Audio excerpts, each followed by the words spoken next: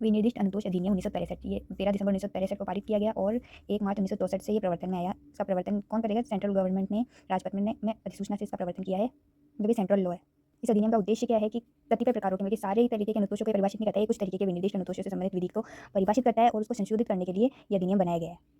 तो क्या विनिर्दिष्ट अनुतोष अधिनियम भारत में प्रवर्तित सारे तरह के अनुतोषों को परिभाषित करता है? नहीं, ये सिर्फ कुछ तरीके के अनुतोषों को परिभाषित करता है और उसको संशोधित करने के लिए अधिनियम पारित किया गया है। अब आते हैं भाग 1 पे, जो कि प्रारंभिक है। धारा 1 के अनुसार इसका संक्षिप्त नाम और विस्तार क्या होगा? विनिर्दिष्ट अनुतोष अधिनियम 1963। ये गलती से यहाँ लिखी गई है। इसका विस्तार संपूर्ण भारत पर है। 31 अक्टूबर 2019 से ये जो जम्मू कश्मीर का एक्सेप्शन था वो हटा दिया गया है। अभी संपूर्ण भारत पर लागू है और प्रवर्तन अपने देख ही लिया। सेंट्रल गवर्नमेंट ने राजपत्र में अधिसूचना के द्वारा इसको 1 मार्च 1964 से प्रवर्तित कर दिया। अब धारा 2 है, परिभाषा बताई हुई है इसके अंदर। 2A में क्या परिभाषा दी हुई है? बाध्यता की। इस अधिनियम में अगर कहीं बाध्यता वर्ड यूज हुआ है, इसका मतलब क्या है कि किसी भी तरह का ऐसा कर्तव्य जो विधि द्वारा प्रवर्तनीय है उसको बाध्यता कहा गया है इस अधिनियम में। जैसे किसी व्यक्ति की बाध्यता क्या होगी? तो कानून के लिए तो वही बाध्यता होती है जो विधि द्वारा प्रवर्तनीय हो। जैसे कि आपको अपने आसपास सफाई रखनी चाहिए, एक मॉरल ड्यूटी है। लेकिन अगर इसके लिए अगर कोई लॉ बना हुआ है और उस लॉ से आप उसको इन्फोर्स भी करवा सकते हो कि कानून आ जाए कि अगर कोई कूड़ा फेंकेगा तो उस पर जुर्माना लगेगा, तो इसको आप विधि द्वारा प्रवर्तनीय करवा सकते हो। तो इस अधिनियम में अगर कोई बाध्यता वर्ड यूज हुआ है ना, तो वो ऐसे कर्तव्य के बारे में बात की जा रही है जो विधि द्वारा प्रवर्तनीय हो। आपकी मॉरल ड्यूटीज के बारे में बात नहीं हो रही है बाध्यता की। तो इस अधिनियम में अगर कहीं पक्षकारों ने कोई व्यवस्थापन किया ऐसा वर्ड यूज होगा तो इसका क्या मतलब होगा? भारतीय उत्तराधिकार अधिनियम 1925 में परिभाषित विल और कोड पत्र को छोड़कर ऐसा कोई लिखित अभिप्रेत है, तो मतलब व्यवस्थापन मतलब कि सेटलमेंट, मतलब कि किसी पार्टी ने अगर कोई सेटलमेंट किया है, इसका मतलब कोई एक ऐसा लिखित जो कि विल ना हो और कोड पत्र ना हो। उस लिखित के द्वारा क्या किया जा रहा है? किसी जंगम या स्थावर संपत्ति में कोई हित है जिसको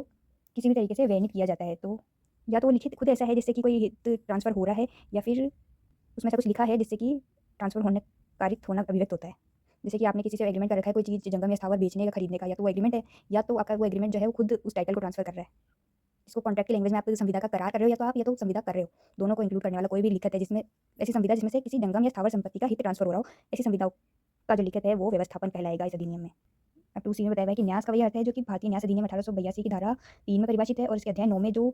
न्यास प्रकृति की बाध्यता परिभाषित की हुई है ना, वो भी इसके अंदर न्यास में इंक्लूड होगी। तो एक नॉर्मल लैंग्वेज में समझो तो ट्रस्ट क्या होता है कि आप किसी व्यक्ति को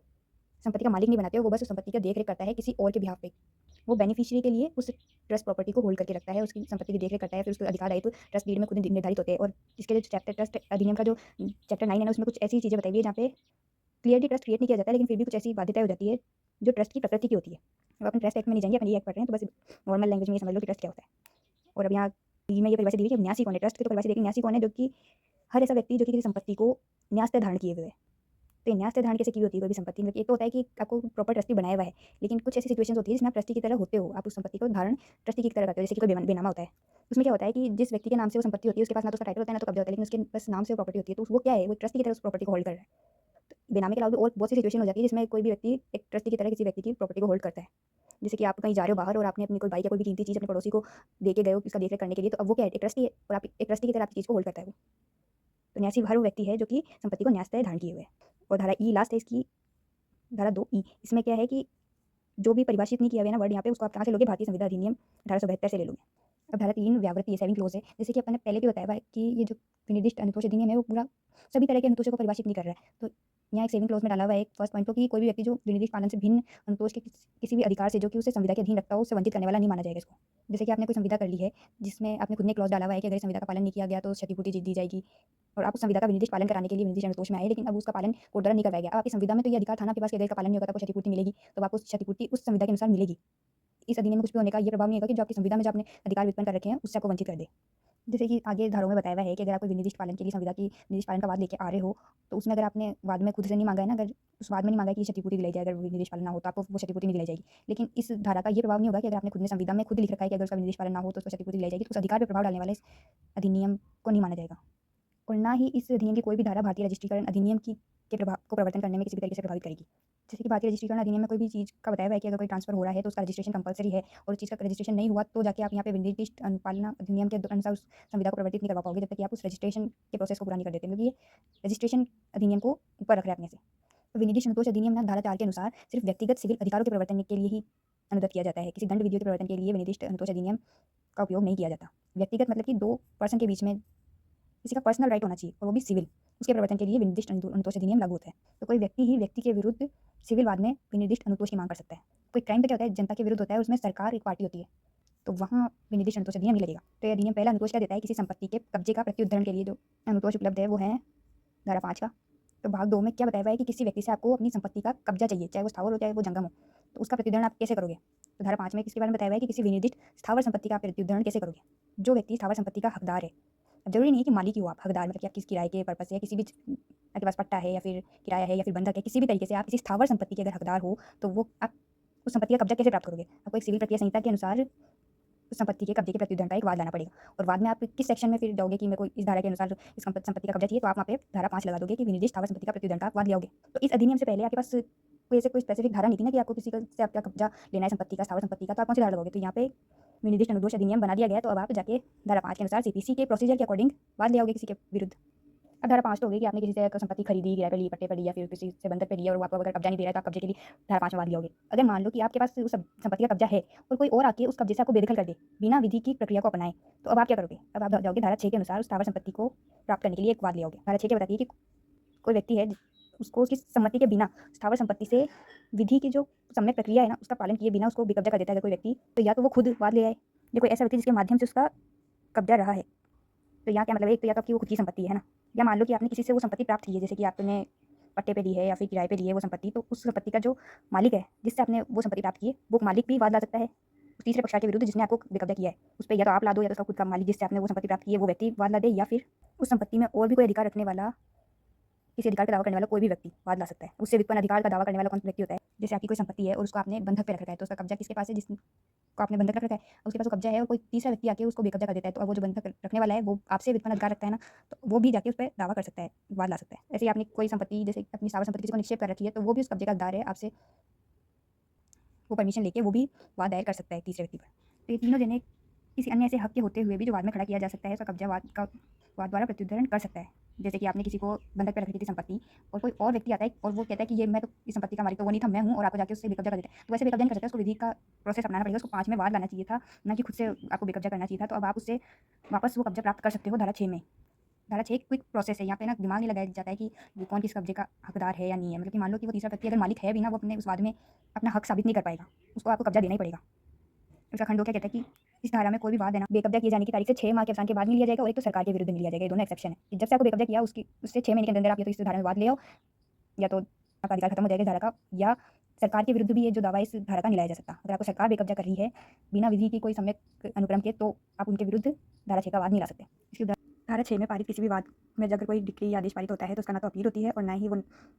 न्यायालय उस बात का पुनर्विलोकन कर सकता है। तो यहाँ बस अपील और पुनर्विलोकन अनुज्ञात नहीं है, यानी कि हाईकोर्ट उसका पुनरीक्षण जरूर कर सकता है। बताया हुआ है कि इस धारा की किसी बात से किसी व्यक्ति के अपना हक स्थापित करने के लिए वाद लाने और कब्जे को वापस प्रत्युदंड करने से वर्जित नहीं करेगी। अगर जिस व्यक्ति ने आपको बेकब्जा किया है उसका उस संपत्ति में हित है, वो संपत्ति का हकदार है, तो वो वाद लाके उस कब्जे को प्रतिदंड कर सकता है, लेकिन वो जबरदस्ती आपको किसी को बेकब्जा नहीं कर सकता है। उसके वाद लाने के अधिकार कोई धारा प्रभावित नहीं करेगी। लेकिन जैसे धारा 5 थी ना, वैसे सेम धारा 7 है, लेकिन ये जंगम संपत्ति, अगर कोई भी विनिर्दिष्ट जंगम संपत्ति है उसके कब्जे का आप हकदार हो, तो आप सिविल प्रक्रिया संहिता द्वारा उल्लंघित रीति से उसका कब्जे का प्रतिदंड कर सकते हो। मान लो कि किसी इमूवेबल संपत्ति को या तो आप उसके मालिक हो, या तो आपको आपने को किसी ने किराए पे दी थी या किसी ने गिरवी रखी थी और आपको उस संपत्ति का कब्जा चाहिए, तो आप सीपीसी के द्वारा जो प्रक्रिया बताई गई है उसमें उसके हिसाब से वाद लाके उसका कब्जा प्राप्त कर सकते हो। तो किसी भी जंगम संपत्ति के कब्जे से रिलेटेड जो भी वाद आता है वो धारा 7 में आता है। इसका स्पष्टीकरण ये बताता है कि कोई भी ट्रस्टी है वो किसी भी ऐसी जंगम संपत्ति के कब्जे के लिए वाद ला सकता है जिसके फायदाप्रद हित के लिए वह व्यक्ति हकदार हो, जिसके लिए वह न्यासी है। मतलब कि मान लो कि कोई बेनिफिशियरी है, उसकी कोई जंगम संपत्ति है, तो उस जंगम संपत्ति के कब्जे को प्राप्त करने के लिए उसका ट्रस्टी जो है वो वाद ला सकता है। लेकिन न्यासी कौन होता है? वो जो हितप्रद व्यक्ति होता है, उसके हितों को संरक्षित करने के लिए न्यास का निर्माण किया जाता है। अब उस हितप्रद व्यक्ति की कोई भी जंगम संपत्ति है और उसका कब्जा उस हितप्रद व्यक्ति के पास नहीं है, तो वो ट्रस्टी जो है उसके बिहाफ पे वाद ला सकता है। स्पष्टीकरण 2 क्या बताता है? किसी भी जंगम संपत्ति पर वर्तमान कब्जे का कोई विशेष या अस्थायी अधिकार इस धारा के अधीन वाद लाने के लिए समर्थन देता है किसी व्यक्ति। मतलब कि इस धारा में वाद लाने के लिए आपको उस जंगम संपत्ति का सिर्फ मालिक होना जरूरी नहीं, किसी भी विशेष या अस्थायी पर्पस के लिए आपको वो संपत्ति मिली हुई है और आपको उसके पास कब्जा नहीं है, तो फिर आप उसके लिए वाद इस धारा में ला सकते हो। जैसे कि मैंने बताया ना कि गिरवी के लिए या फिर किसी किराए के लिए आपके पास संपत्ति का हकदार हो, तो आप तो उसके कब्जे के लिए आप इस धारा में वाद ला सकते हो। आपके पास मालिक होना जरूरी नहीं है संपत्ति का। अब धारा 8 में क्या बताया हुआ है कि कोई भी जंगम संपत्ति है और वो किसी ऐसे व्यक्ति के पास है जो उसका स्वामी नहीं है, तो ऐसे व्यक्ति से अगर किसी व्यक्ति को जो कि उस संपत्ति के कब्जे का हकदार है, अगर उसको वो संपत्ति उससे लेनी है, तो कौन सी धारा में वाद ला सकता है? धारा 8 में। तो धारा 8 ये बताती है कि कोई भी व्यक्ति है जिसके पास किसी जंगम संपत्ति का कब्जा नियंत्रण है, जिसका वो स्वामी नहीं है, संपत्ति के अविहित कब्जे के हकदार व्यक्ति को इन दशाओं में उसको उस संपत्ति का कब्जा देना ही पड़ेगा। तो कौन सी दशाओं में उस व्यक्ति को विवश किया जा सकता है कब्जे का परिधान के लिए? पहला तो है कि जो दावाकद वस्तु है वो प्रतिवादी द्वारा वादी के अभिकर्ता या न्यासी की तरह उसने धारण कर रखी है। जैसे मान लो कि आपने कोई अपनी वस्तुएं अपने एजेंट को बेचने के लिए दी थी, तो अब आप उससे वस्तु वापस प्राप्त कर सकते हो क्योंकि वो आपकी वस्तु का कब्जा करने का हकदार नहीं है। ऐसे ही मान लो कि आप कोई भी अपनी वस्तु, कीमती वस्तु, कार, गाड़ी वगैरह अपने पड़ोसियों को या किसी को देके गए थे ध्यान रखने के लिए, वो पर्पस पूरा हो गया, तो अब वो सामने वाला व्यक्ति उस वस्तु का रखने का हकदार नहीं है, पर्पस पूरा हो गया, वो न्यासी की तरह उस संपत्ति को होल्ड करा था, तो आप उससे वापस उस कब्जे को प्राप्त कर सकते हो क्योंकि आप उस कब्जे के हकदार हो। तो यहाँ लिखा हुआ है कि अव्यवहित कब्जे के हकदार व्यक्ति, मतलब कि जरूरी नहीं कि मालिक ही मांगे ट्रस्टी से प्रॉपर्टी और मालिक ही मांगे एजेंट से प्रॉपर्टी, मान लो कि आपके एजेंट को आपने कोई संपत्ति दे रखी है और अब आपको उसको किसी और को ट्रांसफर करना है, लेकिन वो एजेंट नहीं दे रहा है, मान नहीं रहा है, उसका कब्जा आपको दे नहीं रहा है, तो आपने उसको ऑर्डर दे रखा है कि किसी तीसरे व्यक्ति को, या तो आपने उसको बेच दिया है, किराए पर रख दिया, वो संपत्ति दे दे, लेकिन वो नहीं दे रहा है, तो अब वो तीसरा व्यक्ति भी हकदार है उस व्यक्ति संपत्ति को प्राप्त करने का, तो वो भी उस एजेंट से प्राप्त कर सकता है संपत्ति को। या तो दावाकर्त वस्तु जो ऐसी है जिसके लिए अगर वो वस्तु जो हकदार व्यक्ति है उसको ना दी जाए तो उससे जो हानि होगी उसका धन रूप में प्रतिकर वादी के लिए अनुतोष यथायोग्य ना हो। अब मान लो कि ये मेरी पेंसिल है, ये गलती से किसी के पास चली गई है, और अब ये पेंसिल तो दूसरी पेंसिल मतलब मान लो उससे खो गई, तो वो तो कह देगा कि अरे दूसरी ले ले, उसको क्या ढूंढूं मैं। लेकिन अगर मान लो कि ये पेंसिल मेरी स्पेशल इतनी कि मैं इसके लिए जो कंपनसेशन है ना वो मेरी इनफ नहीं होगा, तो अब उस व्यक्ति को वो मेरी ही पेंसिल लाके मुझे वापस देनी पड़ेगी। या खंड के अनुसार क्या है कि उससे जो हानि होगी ना उस वस्तु को वापस ना लौटाने से उससे जो नुकसान होगा उसका निर्धारण अत्यंत कठिन है कि कितना नुकसान होगा किसी को। जैसे कि आप पेंसिल की बजाय आपके नोट्स थे, वो आपने बहुत मेहनत से सालों से बनाए थे, वो आपके हर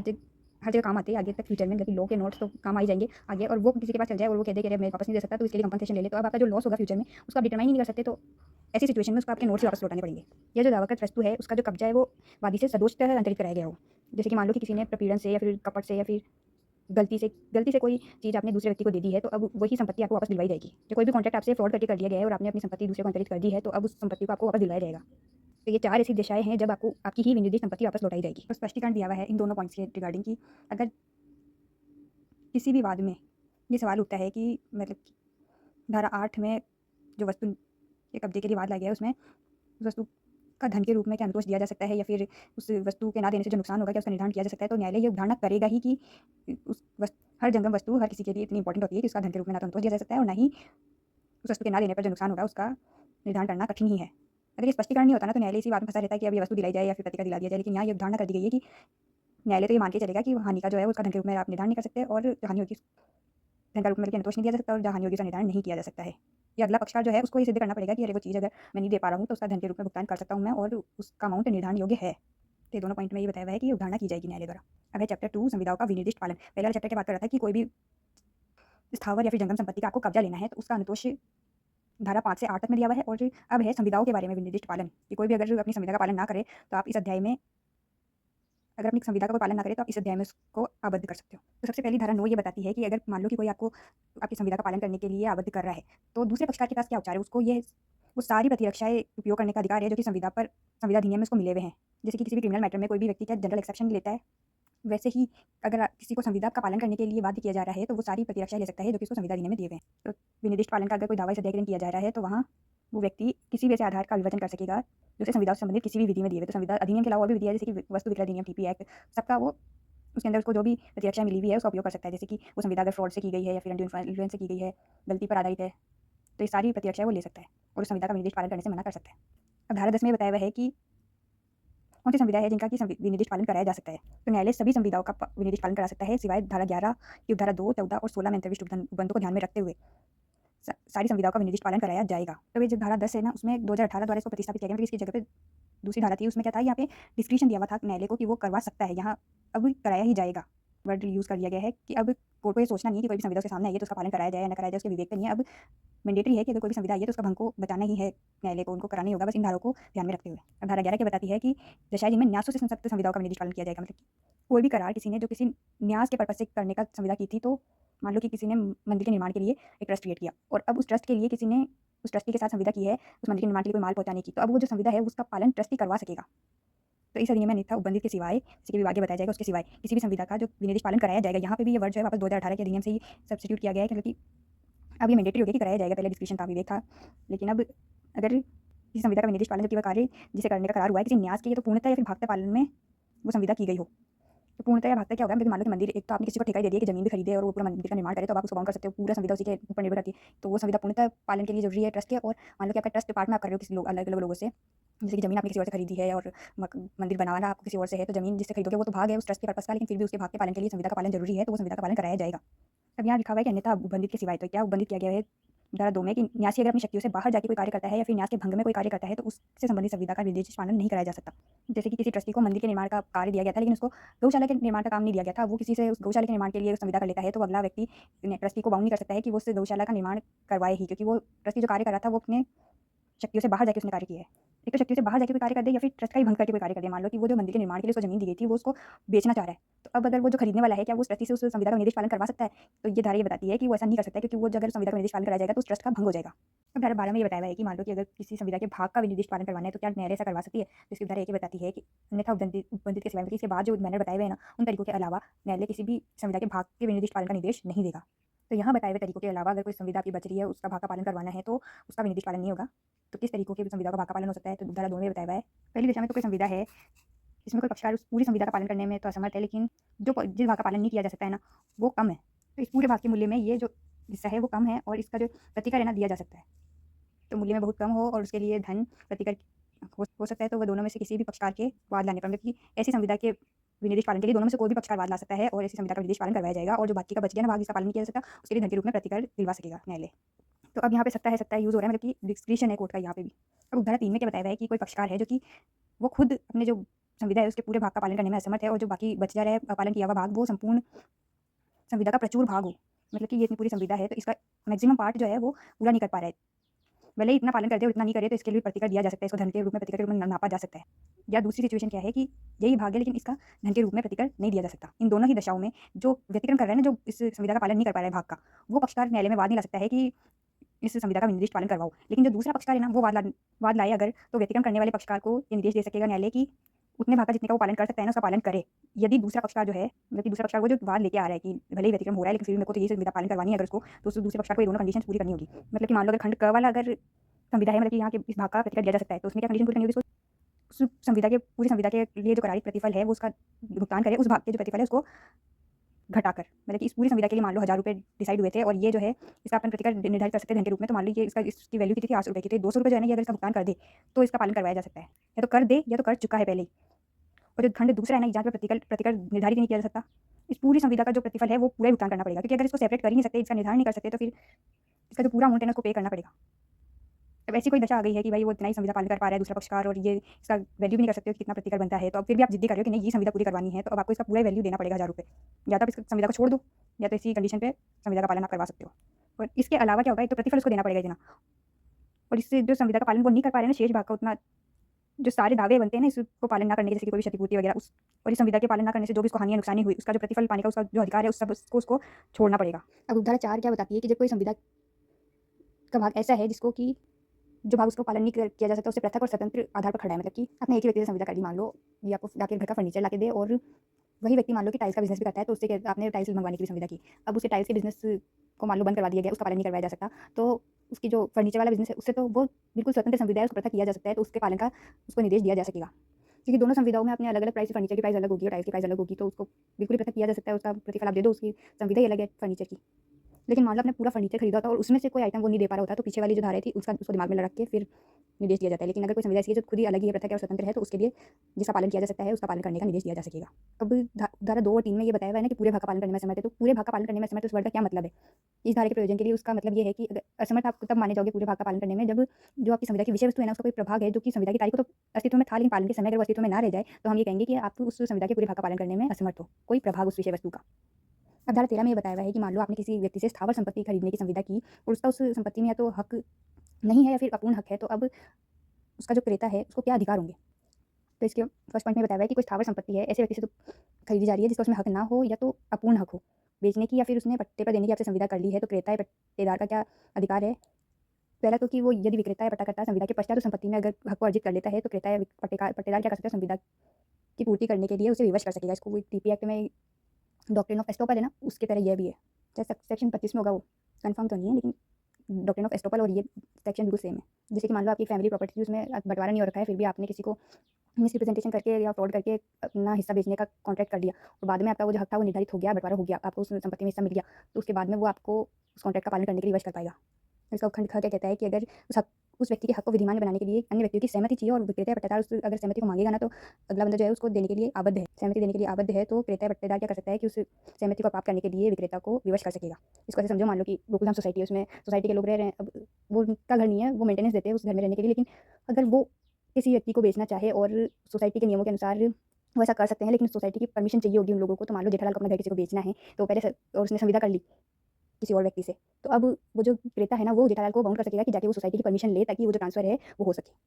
या तो ऐसी सिचुएशन हो कि हक को विधिमान्य बनाने के लिए अन्य व्यक्ति के द्वारा हस्तांतरण करना आवश्यक हो, तो विक्रेता या पट्टाकार, और वो अगर प्रार्थना करे तो वो जो जिस व्यक्ति का हस्तांतरण करना आवश्यक है ना, वो ऐसा हस्तांतरण करने के लिए आबद्ध है, तो क्रेता या पट्टेदार उस हस्तांतरण के लिए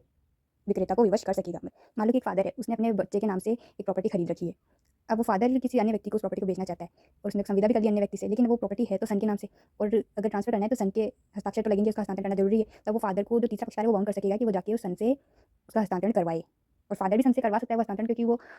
सन नहीं, यहाँ पे डॉटर ले लो, क्योंकि बेनामा अगर सन के नाम पे तो नहीं किया जा सकता, वैलिड नहीं होता। डॉटर या उसकी वाइफ के नाम पे वैलिड होगा, तो वो उस डॉटर को या वाइफ को बाउंड कर सकेंगे, मतलब कि हस्तांतरण करवा सकेंगे उसके नाम पे। विक्रेता को ये राइट है कि वो विक्रेता को बाउंड कर सके, विवश कर सके कि वो हस्तांतरण करवाए। अब हमें बताया हुआ है कि कोई भी विक्रेता है जो विलंगम रहित संपत्ति बेचने की प्रवंचना मतलब कि मिसरिप्रेजेंटेशन कर देता है, झूठ बोलता है कि वो संपत्ति जो है उस पर किसी भी तरह का भार नहीं है, मतलब कि वो कहीं पे भी गिरवी नहीं रख रखी, किसी का चार्ज नहीं है उस संपत्ति पे, वो कोई भी उस संपत्ति में कोई हक नहीं मांगेगा, ऐसा दुरुद्देशन करके उसने कोई संपत्ति बेची है, और वो जो संपत्ति है क्रय धन से अधिक राशि के लिए बंधक पर दी हुई है, मतलब कि 100 रुपये में आपने किसी से संपत्ति खरीदी है, और 100 रुपये के लोन के लिए ही जो आपको संपत्ति बेच रहा है उसने संपत्ति को किसी और व्यक्ति को बंधक पे रख रखा है, तो अब आप उसको विवश कर सकते हो कि जो 100 रुपये मैंने तुझे दिए ना, इसको जाके जिससे तूने बंधक रख रखा है उसको भुगतान कर, और इस संपत्ति को विलंगम मुक्त घोषित करवा सकता है। तो वैसे बंधक पे रखी है ना, तो उस विक्रेता को उस संपत्ति को बेचने का अधिकार होता नहीं है, तो उसका क्या अधिकार होता है कि बस उस संपत्ति का मोचन करवा ले उस बंधकदार से। लेकिन तो क्रेता जो है उस बंधक का मोचन करने के लिए और बंधकदार से विधिमान्य उन्मोचन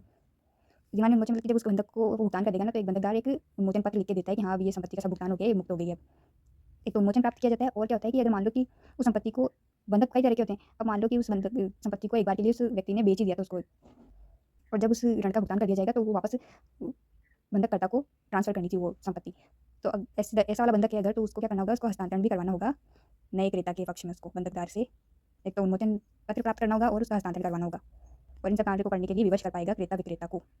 अब मान लो कि विक्रेता या पट्टाकर्ता खुद उस संविदा के विनिर्दिष्ट पालन के लिए एक वाद लेके आया है, और जब उस वाद को चलाया गया तब ये पता चला कि उसका तो खुद का ही हक नहीं है, या फिर उसका अपूर्ण हक है, जिसके कारण वाद को खारिज कर दिया गया, क्योंकि जब वो संपत्ति को ट्रांसफर ही नहीं कर सकता, तो अब उसका विनिर्दिष्ट पालन वो कैसे करवा सकता है, अगला उसको पैसे क्यों देगा। तो वाद अगर खारिज कर दिया जाता है तो उस वाद में प्रतिवादी कौन है, जो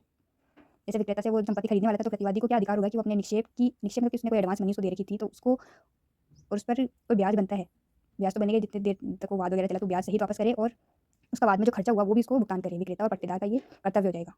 कर्तव्य तो होगा ही, लेकिन ये जो निक्षेप ब्याज और खर्चा है ना, इसके लिए विक्रेता का उस संपत्ति पर जो भी हित है, मतलब कि मान लो कि विक्रेता या पट्टेदार का मान लो उस संपत्ति पर कब्जा था या फिर लिमिटेड हिस्सा था, जिसके पत्र वगैरह दिखा के उसने क्रेता से संविदा की थी, तो क्रेता को उन सब चीज़ों पर धारणाधिकार होगा, मतलब कि उन सब चीज़ों को वो रख सकता है। मान लो कि उसने कब्जा दे दिया था, लेकिन बाद में उसका हक नहीं है, इसके कारण वाद खारिज हो गया, तो अब अगर उसके पास कब्जा है या कोई भी पत्र वगैरह है, उसके टाइटल वगैरह उसके पास है, तो उसको क्रेता तब तक धारण करके रख सकेगा जब तक कि उसका जो निक्षेप ब्याज और खर्चा उस विक्रेता भुगतान नहीं कर देता। ये उपधारा 2 है जो इंपॉर्टेंट है, क्योंकि ये जो पूरे ऊपर अपने पढ़ा, ये उपधारा 1 में स्थावर संपत्ति को ये सब चीज़ें लागू हो रही थी, वैसे ही अगर ये सब चीज़ें जंगम संपत्ति को अगर विक्रय भाड़ी की संविदाओं पर भी जहाँ तक हो सकती है वैसे ही लागू होगी। अब चाहते तो इसको ऊपर भी लिख सकते थे धारा 1 के साथ, लेकिन ये जंगम संपत्ति में अलग-अलग चीज़ें टर्म्स यूज़ करनी पड़ती है, तो वो आवश्यक के लागू होगी, मतलब कि जैसे कि इमूवेबल प्रॉपर्टी को आप बंधक रखते हो, और जंगम संपत्ति को क्या करते हो, गिरवी रखते हो, तो गिरवी रखी हुई संपत्ति पर भी ऐसे ही इस खंड के प्रोविजन लागू होंगे जंगम संपत्ति पर भी, और बाकी सारे प्रोविजन भी जंगम संपत्ति को रखते हुए ध्यान में वैसे ही लागू होंगे जैसे कि स्थावर पर लागू होते थे। अब धारा 14 में बताया है कि कौन-कौन सी संविधाएं हैं जिनका विनिर्दिष्ट प्रवर्तित नहीं करवाई जा सकती हैं। तो पहला पॉइंट क्या है कि अगर मान लो संविदा का किसी पक्षकार ने प्रतिस्थापित पालन करवा लिया है, मान लो आपको किसी से फर्नीचर खरीदना था और वो फर्नीचर नहीं बेच रहा था आपको टाइम से, तो आपने किसी और से फर्नीचर खरीद लिया, तो अब आप उस संविदा का विनिर्दिष्ट पालन तो नहीं करवा पाओगे। तो अगर किसी पक्षकार ने संविदा का प्रतिस्थापित पालन धारा 20 के उपबंधों के अनुसार कर दिया है, तो वो विनिर्दिष्ट पालन का वाद नहीं ला पाएगा। या कोई संविदा ऐसी है जिसमें कि किसी निरंतर कर्तव्य के पालन का कोई करार आपने कर रखा है, जिसमें न्यायालय को बार-बार पर्यवेक्षण की जरूरत होगी, तो ऐसे संविदा का विनिर्दिष्ट पालन नहीं कराया जाएगा। जैसे कि मान लो किसी न्यूज़पेपर वाले से आपने संविदा की थी कि वो डेली आपको न्यूज़पेपर पकड़ाए, लेकिन वो संविदा का पालन नहीं कर रहा है, तो अब वो तो साल भर में पता नहीं कितने दिन न्यूज़पेपर नहीं देगा, तो फिर अब निरंतर कोर्ट ये थोड़ा देखता रहेगा कि आज उसने दिया कि नहीं दिया। अगर वो ऐसा डेली अपनी संविदा का पालन करने में व्यतिक्रम कर रहा है, तो ऐसी संविदा का विनिर्दिष्ट पालन कोर्ट उस व्यक्ति से नहीं करवा पाएगा, क्योंकि इससे तो बार-बार वाद कारण उत्पन्न हो जाएगा। फिर कल आपको उसने न्यूज़पेपर नहीं दिया, तो आप फिर कोर्ट आओगे कि भाई इससे करवाओ वापस, आज का न्यूज़पेपर मंगवाओ। तो ये निरंतर पर्यवेक्षण की आवश्यकता है इसमें, तो ऐसा कार्य न्यायालय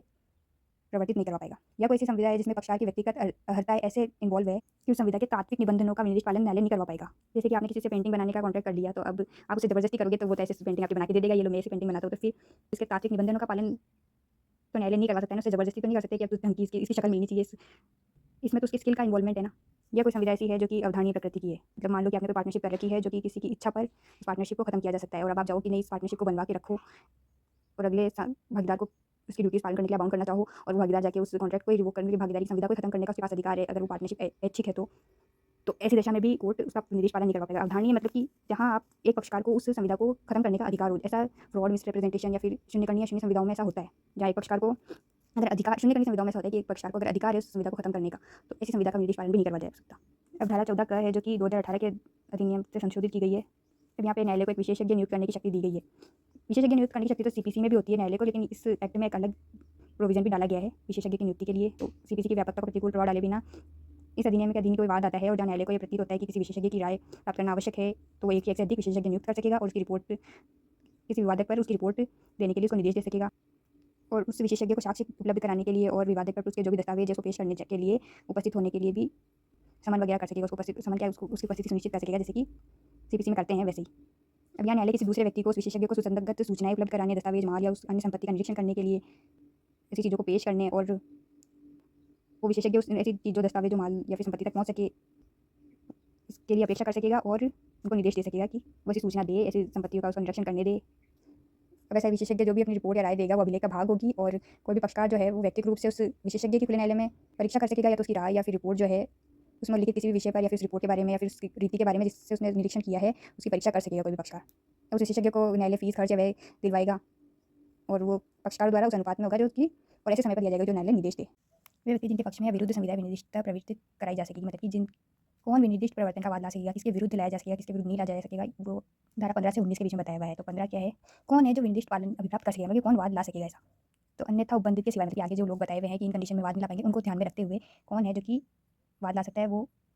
किसी भी पक्षकार द्वारा, मतलब कि आपने कोई भी संपत्ति बेचने का करार किया मान लो, तो जो संपत्ति बेचने वाला है वो भी ला सकता है, और जो प्रतिफल देने वाला व्यक्ति है वो भी विनिर्दिष्ट पालन का वाद ला सकता है। कोई भी पक्षकार ही वाद ला सकता है। और दूसरा कौन ला सकता है, जो कोई भी इसका हित प्रतिनिधि या मालिक। तो किसी संविदा की दोनों पार्टी तो वाद ला ही सकती है, उसके अलावा उसके हित प्रतिनिधि और मालिक भी ला सकते हैं, लेकिन उनके लिए कंडीशन है। हित प्रतिनिधि कौन होते हैं, जैसे कि वारिस वगैरह सीपीसी में बताया हुआ है। हित प्रतिनिधि जो भी संपत्ति में उसकी इंटरफेयर कर सकते हैं वैसे हित प्रतिनिधि होते हैं। और मालिक कौन होता है, मान लो किसी एजेंट ने कॉन्ट्रैक्ट किया है तो उसका मालिक, या किसी नौकर ने उसका कॉन्ट्रैक्ट किया है तो उसका मालिक विनिर्दिष्ट पालन के लिए वाद ला पाएगा। लेकिन ये दोनों तब वाद ला पाएंगे जब मान लो कि संविदा ऐसी है जिसमें कि किसी एक पक्षकार की विद्वता, कौशल, शोधन क्षमता या कोई ऐसा गुण, व्यक्तिगत गुण जो संविदा का तात्विक अंग है। जैसे मान लो कि कोई टीचिंग का कॉन्ट्रैक्ट या पेंटिंग का कॉन्ट्रैक्ट है, या फिर ऐसा कोई कॉन्ट्रैक्ट है जिसमें किसी का व्यक्तिगत गुण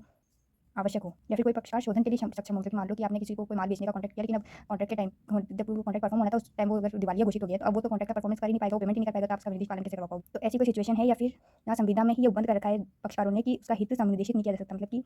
उस कॉन्ट्रैक्ट में खुद ही ऐसा कोई उपबंध है कि कॉन्ट्रैक्ट की बस पार्टी ही उस कॉन्ट्रैक्ट को परफॉर्म कर सकेगी। तो उसका हित प्रतिनिधि या फिर मालिक ऐसे संविदा में तभी वाद ला सकेगा जब ऐसे पक्षकार ने, चाहे वो वादी हो या प्रतिवादी हो, संविदा के अपने भाग का पालन पहले ही कर दिया हो। इसको एक पेंटर के एग्जाम्पल से समझते हैं कि एक पेंटर है, उसको एक पेंटिंग बनानी थी।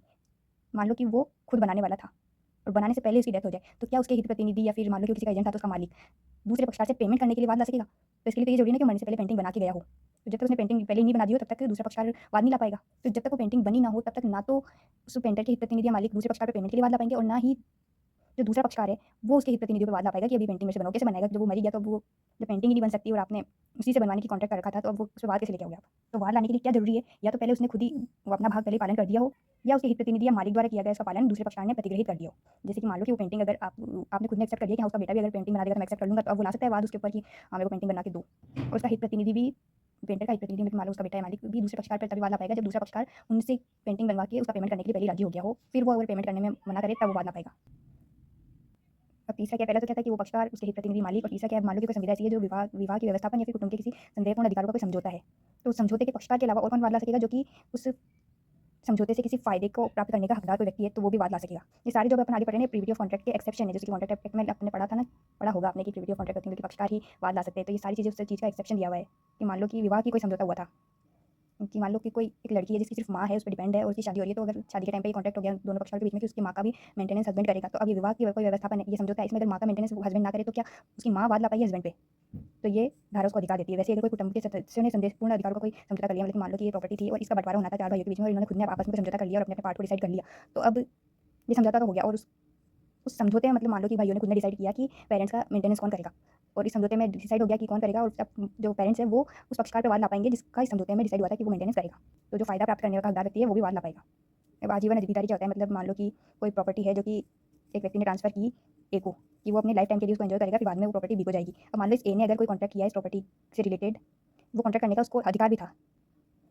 तो अगर मान लो इसकी डेथ के बाद इसका जो शेष भोगी है ये भी उस प्रॉपर्टी की उस संविदा का पालन कराने के लिए वाद ला पाएगा तीसरे पक्षकार पर। तो ये कौन हो गया, ये आजीवन अधिकारी है और ये व्यक्ति जो है ये शेष भोगी है। अब यहाँ है सरकब्जा उत्तर भोगी द्वारा, मतलब मान लो कि ये संपत्ति थी, इसका मालिक ए था, इसने नगर पालिका के साथ कोई संविदा कर रखी थी कि यहाँ की जो ये नाला बहता है इसकी साफ सफाई टाइम से होगी और ये मेंटेनेंस देगा इसका। और फिर मान लो कि बी है, उसने इस प्रॉपर्टी को खरीद लिया, तो अब ये बी क्या हो गया, उत्तरभोगी हो गया, और ये क्या, ये एक है पूर्वाधिकारी है। तो अब क्या ये बी नगर पालिका से वही मेंटेनेंस का अमाउंट देते हुए इसको साफ सफाई करवाने का अधिकार भी प्राप्त करेगा। तो अब उसका फ़ायदा है इस संविदा में, तो वो इस संविदा का परफॉर्मेंस करवा पाएगा जो कि पूर्वाधिकारी से की थी नगर पालिका ने उसका। तो ये क्या है, सह कब्जा उत्तरभोगी, मतलब कि इस प्रॉपर्टी पे अब कब्जा किसका हो गया, बी का। तो अधिकार भी किसका हो गया इस नाले को साफ करवाने का, बी का। मतलब अब मान लो कि कोई शेष उत्तरभोगी है, मतलब उसके पास अभी कोई प्रॉपर्टी या कुछ भी सामान है नहीं। जैसे कि मान लो कि एक ही प्रॉपर्टी थी, इस पे लाइफ के लिए इस बी को दी हुई है इसने, और ये इसकी डेथ के बाद सी को जाएगी, तो अब ये शेष उत्तरभोगी है। अभी इसके पास कोई कब्जा नहीं है इस प्रॉपर्टी का, लेकिन बी ने अगर मान लो ऐसी कोई संविदा की है जिसके फायदे का हकदार उत्तरभोगी भी है, और अगर इसका भंग कर दिया गया तो इससे प्राथमिक क्षति सी को भी होगी। जैसे मान लो कि एक खेत है, ये है अभी बी का ही, और इस पर इसने संविदा कर रखी है कि एक बोरिंग खुदवानी है जिसका फायदा सी को भी होगा। इन दोनों ने आपस में कर रखी हुई कॉन्ट्रैक्ट। तो अभी मान लो कि बोरिंग खोदने वाला ये संविदा का पालन ना करे तो इससे नुकसान उत्तरभोगी को भी होगा, और इसके फायदे का हकदार उत्तरभोगी भी था क्योंकि ये वो भी पानी का यूज़ करता है ऐसे। तो अब ये ए है, ये बी है, तो ये बी भी तीसरे पक्षकार पर वाद ला पाएगा। तो सह कब्जा उत्तरभोगी और शेष उत्तरभोगी का डिफरेंस तो पता हो गया कि सह कब्जा क्या होता है कि मान लो इसके बाद इसका कब्जा आ गया अब, तो इसका राइट आ गया ये। लेकिन शेष उत्तरभोगी कौन है कि जिसका इस पर कोई भी राइट नहीं है, लेकिन फिर भी उसका उस कॉन्ट्रैक्ट में ऐसा हित है, इस कॉन्ट्रैक्ट से जो फायदा होगा उसका ये उत्तरभोगी हकदार है, और अगर इसका भंग हुआ तो इसको लॉस होगा। अब मान लो कि कोई सीमित दायित्व भागीदारी थी जो कि किसी अन्य सीमित दायित्व वाली भागीदारी में सम्मिलित हो जाती है, तो पिछली वाली ने जो भी संविदा कर रखी थी उसके विनिर्दिष्ट पालन के लिए नई जो सीमित दायित्व वाली भागीदारी बनेगी वो वाद ला पाएगी। ऐसे अगर किसी कंपनी ने कोई संविदा की और उसके बाद वो किसी दूसरी कंपनी में सम्मिलित हो जाती है, तो उस सम्मेलन से उद्भूत जो नई कंपनी होगी वो उस संविदा का प्रवर्तन करवा पाएगी। तो मान लो कि कोई कंपनी के संप्रवर्तक कौन होते हैं, जब तक जो कंपनी को बनाते हैं, कंपनी जब तक बनी नहीं तब तक उसकी ओर से तो कोई कॉन्ट्रैक्ट हो नहीं सकता, लेकिन संप्रवर्तकों ने अगर कोई कॉन्ट्रैक्ट किया था कंपनी के बनने से पहले और वो संविदा निगमन के निबंधनों द्वारा समर्थित हो, मतलब कि वो संविदा ऐसी होनी चाहिए जो कि कंपनी के जो पर्पस है ना, जिस काम के लिए कंपनी बनाई गई है उससे समर्थित हो, मतलब कि कंपनी के काम की कोई संविदा है तो वो कंपनी उस संविदा का निर्दिष्ट पालन करवा पाएगी जो कि संप्रवर्तकों ने करवाई थी। लेकिन तब ये तभी हो पाएगा जब कि कंपनी ने संविदा को प्रतिग्रह कर लिया, मतलब कंपनी जब एक बार निगमित हो गई, मतलब कि अब वो एक कृत्रिम व्यक्ति बन जाती है, तो अब वो जो कंपनी बन गई ना वो बाद में उस संविदा को प्रतिग्रहित करेगी कि हाँ ये जो प्रवर्तकों ने संविदा की है वो कंपनी अगर स्वीकार कर ले तो, और स्वीकार को किए हुए को दूसरे पक्षकार को जानकारी भी देनी पड़ेगी कि अब कंपनी उस संविदा को होल्ड करती है, तो उसकी संसूचना दूसरे पक्षकार को दी जाएगी, तब जाके कंपनी उस संविदा के प्रवर्तन के लिए दूसरे पक्षकार को वाला पाएगी। धारा 16 में ये बताया हुआ है कि कौन ऐसे व्यक्ति है जो कि विनिर्दिष्ट पालन का संतोष प्राप्त नहीं कर पाएंगे। मतलब कि कोई ऐसा व्यक्ति है जिसने कि धारा 20 के अंदर प्रतिस्थापन पालन करवा लिया है संविदा का, तो वो विनिर्दिष्ट पालन का वाद नहीं ला पाएगा। मतलब मान लो कि कोई संविदा की आपने दूसरे पक्ष उसने भंग किया तो किसी और से उस संविदा का पालन करवा लिया, तो अब आप उसी व्यक्ति से उस संविदा को वापस विनिर्दिष्ट पालन थोड़ा करवाओगे। उस व्यक्ति के पक्ष में नहीं दी जा सकती जिसको कि संविदा का मजबूत कोई निबंधन था जिसका पालन उसको करना था, उसको करने में वो असमर्थ हो गया है, या फिर उसका अतिक्रमण करते हैं, मतलब जानबूझकर उसका पालन नहीं कर रहा है, या तो संविदा के प्रति कोई कपट या फिर जानबूझकर ऐसा कोई कार्य कर रहा है कि संविदा से जो स्थापित किया हुआ संबंध है उसके लिए वो विसंवादी या फिर ध्वंसक हो। तो ऐसा व्यक्ति या तो मजबूत निबंधन को करने में असमर्थ हो जाए, या फिर उसका जानबूझकर अतिक्रमण करे, मतलब जानबूझ के ना करे, तो असमर्थ हो जाए तब नहीं कर सकता। असमर्थ होना तो उसके कंट्रोल नहीं, लेकिन अतिक्रमण कोई जानबूझ के करता है ऐसे मजबूत निबंधन का। और मान लो कि कोई वो संविदा के प्रति कपट करने लग जाए या फिर जानबूझकर ऐसा कोई कार्य करने लग जाए जिससे कि संविदा का जो संबंध आशित है उससे ऐसा कार्य विसंवादी या फिर ध्वंसक, मतलब कि उस कार्य से उस कॉन्ट्रैक्ट पर कोई भी बुरा प्रभाव पड़ रहा है और वो कार्य वो जानबूझकर कर रहा है। और तीसरा क्या है कि जो ये साबित ना कर पाए कि उन निबंधनों के सिवाय जो कि प्रतिवादी ने उसको पालन करने से निवारित किया है या फिर खुद उसने डिटेक्ट कर दिया कि इनका पालन नहीं करना है, उनके सिवाय कोई भी ऐसा मजबूत निबंधन है जो कि उसके द्वारा पालन किया जाना है, या तो उसने उसका पालन कर दिया या फिर पालन करने के लिए वो सदा तैयार और रजामंद है। तैयार मतलब कि उसके पास इतने मीन्स है कि उनका पालन वो कर सके, और रजामंद मतलब कि उसकी इच्छा भी हो उसको पूरा करने की। तो अगर ये प्रूव करने में वो असफल रहता है तो उसके पक्ष में विनिर्दिष्ट पालना का वाद का प्रवर्तन नहीं करवा पाएंगे। तो इस लॉस का पूरा मतलब ये है कि मान लो कोई पक्षकार है जो कि अपने हिस्से का जो भी इसका कॉन्ट्रैक्ट में निबंधन थे, जो भी इसके टर्म्स थे वो पूरा करने के लिए वो रेडी भी है और विलिंग भी है, सिवाय उसके जो कि खुद ही अगला दूसरा पक्षकार जो है वो उस टर्म्स को करने के लिए उसको मना कर रहा है, या फिर उसने खुद उस टर्म को पूरा करने के लिए अपने राइट को खुद ही छोड़ दिया है। जैसे कि मान लो कि मुझे किसी व्यक्ति को फर्नीचर और कुछ अलमारियाँ बना के देनी थी, तो अब उस सामने वाले व्यक्ति ने खुद ने अलमारियाँ बनाने के जो कॉन्ट्रैक्ट है उसका वित्यर्जन कर दिया, मतलब कि छोड़ दिया कि इसको मैं बनाना और फर्नीचर ही बना देना। अपन हम दोनों कॉन्ट्रैक्ट पे राजी हो गए, उसके बाद में अगर सामने वाला व्यक्ति फर्नीचर में बना के दे रही हूँ तो उसको लेने से मना कर रहा है, तो मैं उसके प्रति विनिर्दिष्ट पालन का वाद ला पाऊंगी बस इतने के लिए कि फर्नीचर ले ले, और मैं फर्नीचर देने के लिए रेडी हूँ और वो मेरे पास बना हुआ पड़ा है। ये मैं अगर प्रूफ कर देती हूँ तब जाके मेरे पक्ष में विनिर्दिष्ट पालन का अनुरोध दिया जाएगा। लेकिन अगर मेरे पास वो खुद ही फर्नीचर बना हुआ नहीं पड़ा है और मैं खुद ही वो प्रोवाइड नहीं करा सकती हूँ, तो मैं उसको विनिर्दिष्ट पालन करने के लिए बाध्य नहीं कर सकती हूँ। तो ये तो था कि उसने उस निबंधन के पालन का अभियोजन कर निवारित कैसे करते हैं। मान लो कि उसने पेंटिंग घर की पेंट करवाने के लिए मेरे को अपॉइंट किया, लेकिन मैं पेंट करने के लिए रेडी थी, उस दिन गई भी, लेकिन वो खुद ही निवारित कर रहा है मुझे पेंट करने से। हमारा पूरे घर का तो पेंट मैंने कर दिया, लेकिन उसके एक रूम का पेंट करने से अगर वो मुझे खुद ही निवारित कर दे कि नहीं काम नहीं करना है, खुद ही रोक दे, तो अब मैं जो पेंट उसके घर में कर दिया मैं जितने हिस्से का उसका विनिर्दिष्ट पालन से कर सकती हूँ और उससे प्रतिफल के लिए वाद ला सकती हूँ। लेकिन जिस रूम को उसको पेंट करने के लिए उसने निवारित कर दिया था उसका मैं वाद नहीं ला पाऊंगी। अब यहाँ स्पष्टीकरण किया हुआ है कि ये जो ग वाला उपखंड था ना उसमें अगर संविधान में धन की संध्या अंतर्वलित है और धन का संध्या अंतर्वलित है, मतलब पहले मेरे को पेमेंट करना था और मेरे को ये प्रूफ करना था कि मैं पेमेंट करने के लिए रजामंद और तैयार हूँ, तो इसके लिए मेरे को ये जरूरी नहीं है कि मैं जाके वास्तव में प्रतिवादी को धन का पहले निवेदन करूँ या तो न्यायालय में उस धन को निक्षेप करूँ। बस मुझे ये प्रूफ करना है कि मैं पेमेंट करने के लिए रेडी हूँ। लेकिन अगर कोर्ट ने खुद ने मेरे को कह रखा है, ऐसा निर्देश दे रखा है कि अगर आप रेडी हो तो आपको प्रूफ करने के लिए पेमेंट जमा करना पड़ेगा या फिर पार्टी को देना पड़ेगा, तब तो दूसरी बात है। लेकिन किसी संविधान में मेरे हिस्से का पालन बस यही है कि मैं पेमेंट कर दूँ तो मेरे को कोर्ट में जाके बस इतना सिद्ध करना है कि मेरे पास पेमेंट है और उस पेमेंट को मैं करने के लिए राजी भी हूँ, अगला बंदा अपना कॉन्ट्रैक्ट पूरा नहीं कर रहा। पहला तो मुझे ये सब पहला स्पष्टीकरण तो बस ये बता रहा है कि मेरे को ये साबित नहीं करना पड़ेगा कि धन का संदाय में, क्योंकि ये धन वास्तव में उसको देना नहीं पड़ेगा। और दूसरा स्पष्टीकरण ये बता रहा है कि ये गई वाले पॉइंट में वादी को ये साबित करना होगा कि वो संविदा के शुद्ध अर्थान्वयन के अनुसार पालन कर चुका है, तो पालन करने के लिए तैयार और रजामंद है। शुद्ध अर्थान्वयन मतलब कि जैसा कि कॉन्ट्रैक्ट में दोनों पक्षकारों के बीच में तय हुआ था वैसा का वैसा, या तो उसने अपने भाग का पालन कर दिया है या फिर वो करने को तैयार और रजामंद है, तब जाके वो विनिर्दिष्ट पालन के लिए वाद ला पाएगा। और अगर ये सिद्ध नहीं कर पाता है तो उसके पक्ष में वाद का प्रवर्तन नहीं करवाया जाएगा। तो धारा 13 में तो क्या बताया हुआ था कि अगर मान लो किसी व्यक्ति को संपत्ति बेचने का अधिकार नहीं था या उसको किराए पे देने का अधिकार नहीं था, फिर भी उसने दे दिया, तो उस क्रेता के या फिर पट्टेदार के क्या अधिकार है उसके विरुद्ध, वो बताए हुए थे 13 में। अब 17 में ये बताया हुआ है कि मान लो जो व्यक्ति ऐसा है जिसको बेचने या पट्टे पर देने का अधिकार नहीं है, तो अब अगर क्या वो व्यक्ति उस संविदा का विनिर्दिष्ट पालन के लिए वाद ला पाएगा। अब मेरी कोई संपत्ति है जिसको मेरे को बेचने या फिर पट्टे पर देने का कोई अधिकार ही नहीं है, तो मैं के सामने वाले पक्षकार से उम्मीद कर सकती हूँ कि वो पेमेंट कर दे। तो पहली इसकी उदाहरण तो ये कहती है कि अगर स्थावर संपत्ति को बेचने या पट्टे पर देने की संविदा से विक्रेता या पट्टेदार द्वारा की जाती है, जो ये जानता था कि उस संपत्ति को उसका हक नहीं है और उसे बेचने पट्टे पर देने की उसने संविदा कर ली है, और या फिर या तो उसको खुद को विश्वास था कि वो उसे संविदा कर सकता है, लेकिन और उसको संपत्ति का अच्छा हक है, लेकिन फिर भी बात जब विक्रय पट्टे करने का जब समय आया या फिर न्यायालय द्वारा नियत किए गए समय पर उस क्रेता पट्टेदार को युक्त शंका से रहित कोई हक वो अगर नहीं दे पा रहा है, तो उसके पक्ष में विनिर्दिष्ट प्रवर्तन नहीं करवाया जाएगा। जैसे कि अब मैं जानती हूँ कि मेरे पास तो कोई संपत्ति है ही नहीं और मैं दूसरे व्यक्ति को उसको बेचने की संविदा करती हूँ, तो क्या मैं उसका विनिर्दिष्ट पालन कराने के लिए कोर्ट जा पाऊंगी? तो पहली कंडीशन में तो नहीं जा पाऊंगी। और मान लो कि मेरे को लगता है कि मैं उस संपत्ति का अच्छा ट्रांसफर कर पाऊंगी, लेकिन जब विक्रय का टाइम आया, पट्टे पर देने का टाइम आया, तो मैं उस पक्षकार को ये विश्वास नहीं करवा पा रही हूँ कि उसके पक्ष में शंका रहित हक मिल पाएगा। तो वो व्यक्ति अगर उसका पालन ना करे उस टाइम, तो मैं बाद में ना तो उस न्यायालय में उसके लिए वाद ला पाऊंगी, या फिर मान लो कि मैं वाद न्यायालय में ले भी गई, लेकिन जब न्यायालय ने नियत समय पर कहा कि चलो इसको हक ट्रांसफर करो, तो मैं उसको शंका से रहित हक ट्रांसफर नहीं कर पा रही हूँ, तो न्यायालय उसका विनिर्दिष्ट प्रवर्तन नहीं करवा पाएगा। तो तीनों ही कंडीशन में नहीं हो पाएगा विनिर्दिष्ट पालन। या तो पहले से ही मैं जानती थी, या तो जब संविदा करनी थी तब मैं हक नहीं ट्रांसफर कर पा रही हूँ, या तो न्यायालय तक बात चली है लेकिन न्यायालय ने मैं उस समय उसको हक ट्रांसफर करने को कहा तब मैं उसको हक नहीं ट्रांसफर कर पा रही हूँ, तो मेरे पक्ष में विनिर्दिष्ट पालन नहीं करवाया जाएगा। अब इसकी उपधारा 2 ये बताती है कि उपधारा 1 में अगर जो भी चीज़ें स्थावर संपत्ति के लिए की है वैसे उपबंध जंगम संपत्ति के भी विक्रय भाड़े पर की संविधाओं में यथावश्यक लागू हो पाएंगे। ऐसे प्रोविजन धारा 13 में भी था, जो स्थावर संपत्ति के संबंध में जो प्रावधान किए हुए थे वो जंगम संपत्ति पर भी वैसे ही लागू थे, जैसे 13 में थे वैसे 17 में भी लागू है। अब धारा 18 क्या बताती है कि मान लो वादी किसी ऐसी लिखित संविदा का विनिर्दिष्ट पालन करवाना चाह रहा है जिसमें कि प्रतिवादी क्या अभिकथित कर रहा है कि उसमें कोई फेरफार किया जाना उन दोनों ने तय किया था, तो अब जब तक वो फेरफार नहीं किया जाता तब तक उसका पालन निम्न दशाओं में वो अभिप्राप्त नहीं कर पाएगा। जहाँ की ऐसी लिखित संविदा जिसका पालन वादी द्वारा करवाने के लिए वाद लाया गया है उसमें कोई कपट तथ्य की भूल या फिर दुरुद्देश्य नहीं, जिसके कारण उसके जो संविदा के निबंधन है वो प्रभाव उससे भिन्न है जिसके लिए पक्षकार सहमत हुए थे, या फिर वो जो करार के सारे निबंधन थे ना जिसके लिए पक्षकार सहमत हुए थे वो उस लिखित संविदा में अंतर्विष्ट नहीं है जिसके लिए प्रतिवादी ने संविदा की थी। इन दोनों कंडीशन में प्रतिवादी पहले ये अपेक्षा कर पाएगा वादी से कि वो जो लिखित है ना उसमें ये सारे फेरफार पहले कर दिए जाए, तब जाके उसका विनिर्दिष्ट पालन किया जाएगा।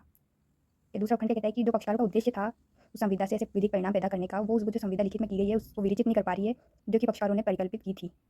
जहाँ दोनों पक्षकारों का उद्देश्य ऐसे विधिक परिणाम पैदा करने का था, जो कि वो जो विरचित की हुई संविदा है वो वैसे परिणाम परिकल्पित नहीं कर पा रही है। जैसे कि मैंने किसी दूसरे व्यक्ति से एक पार्टनरशिप की जिसमें टर्म्स कंडीशन में डालना था कि मैं माल खरीदूंगी, वो माल बेचेगा और दोनों प्रॉफिट को इक्वली बांटेंगे। अब हमने जो करार किया उसमें बस ये लिखी गया कि हम दोनों माल को खरीदने बेचने का बिजनेस करेंगे और प्रॉफिट को इक्वली बांटेंगे। उसमें ये कंडीशन ही नहीं डली हुई है कि माल कौन खरीदेगा कौन बेचेगा। तो अब अगर वो लिखित नहीं है तो बाद में कन्फ्लिक्ट होगा, तो अब प्रतिवादी उम्मीद कर सकता है कि ये जो फेरफार किया जाना है वो किया जाए, उसके बाद में पार्टनरशिप चालू।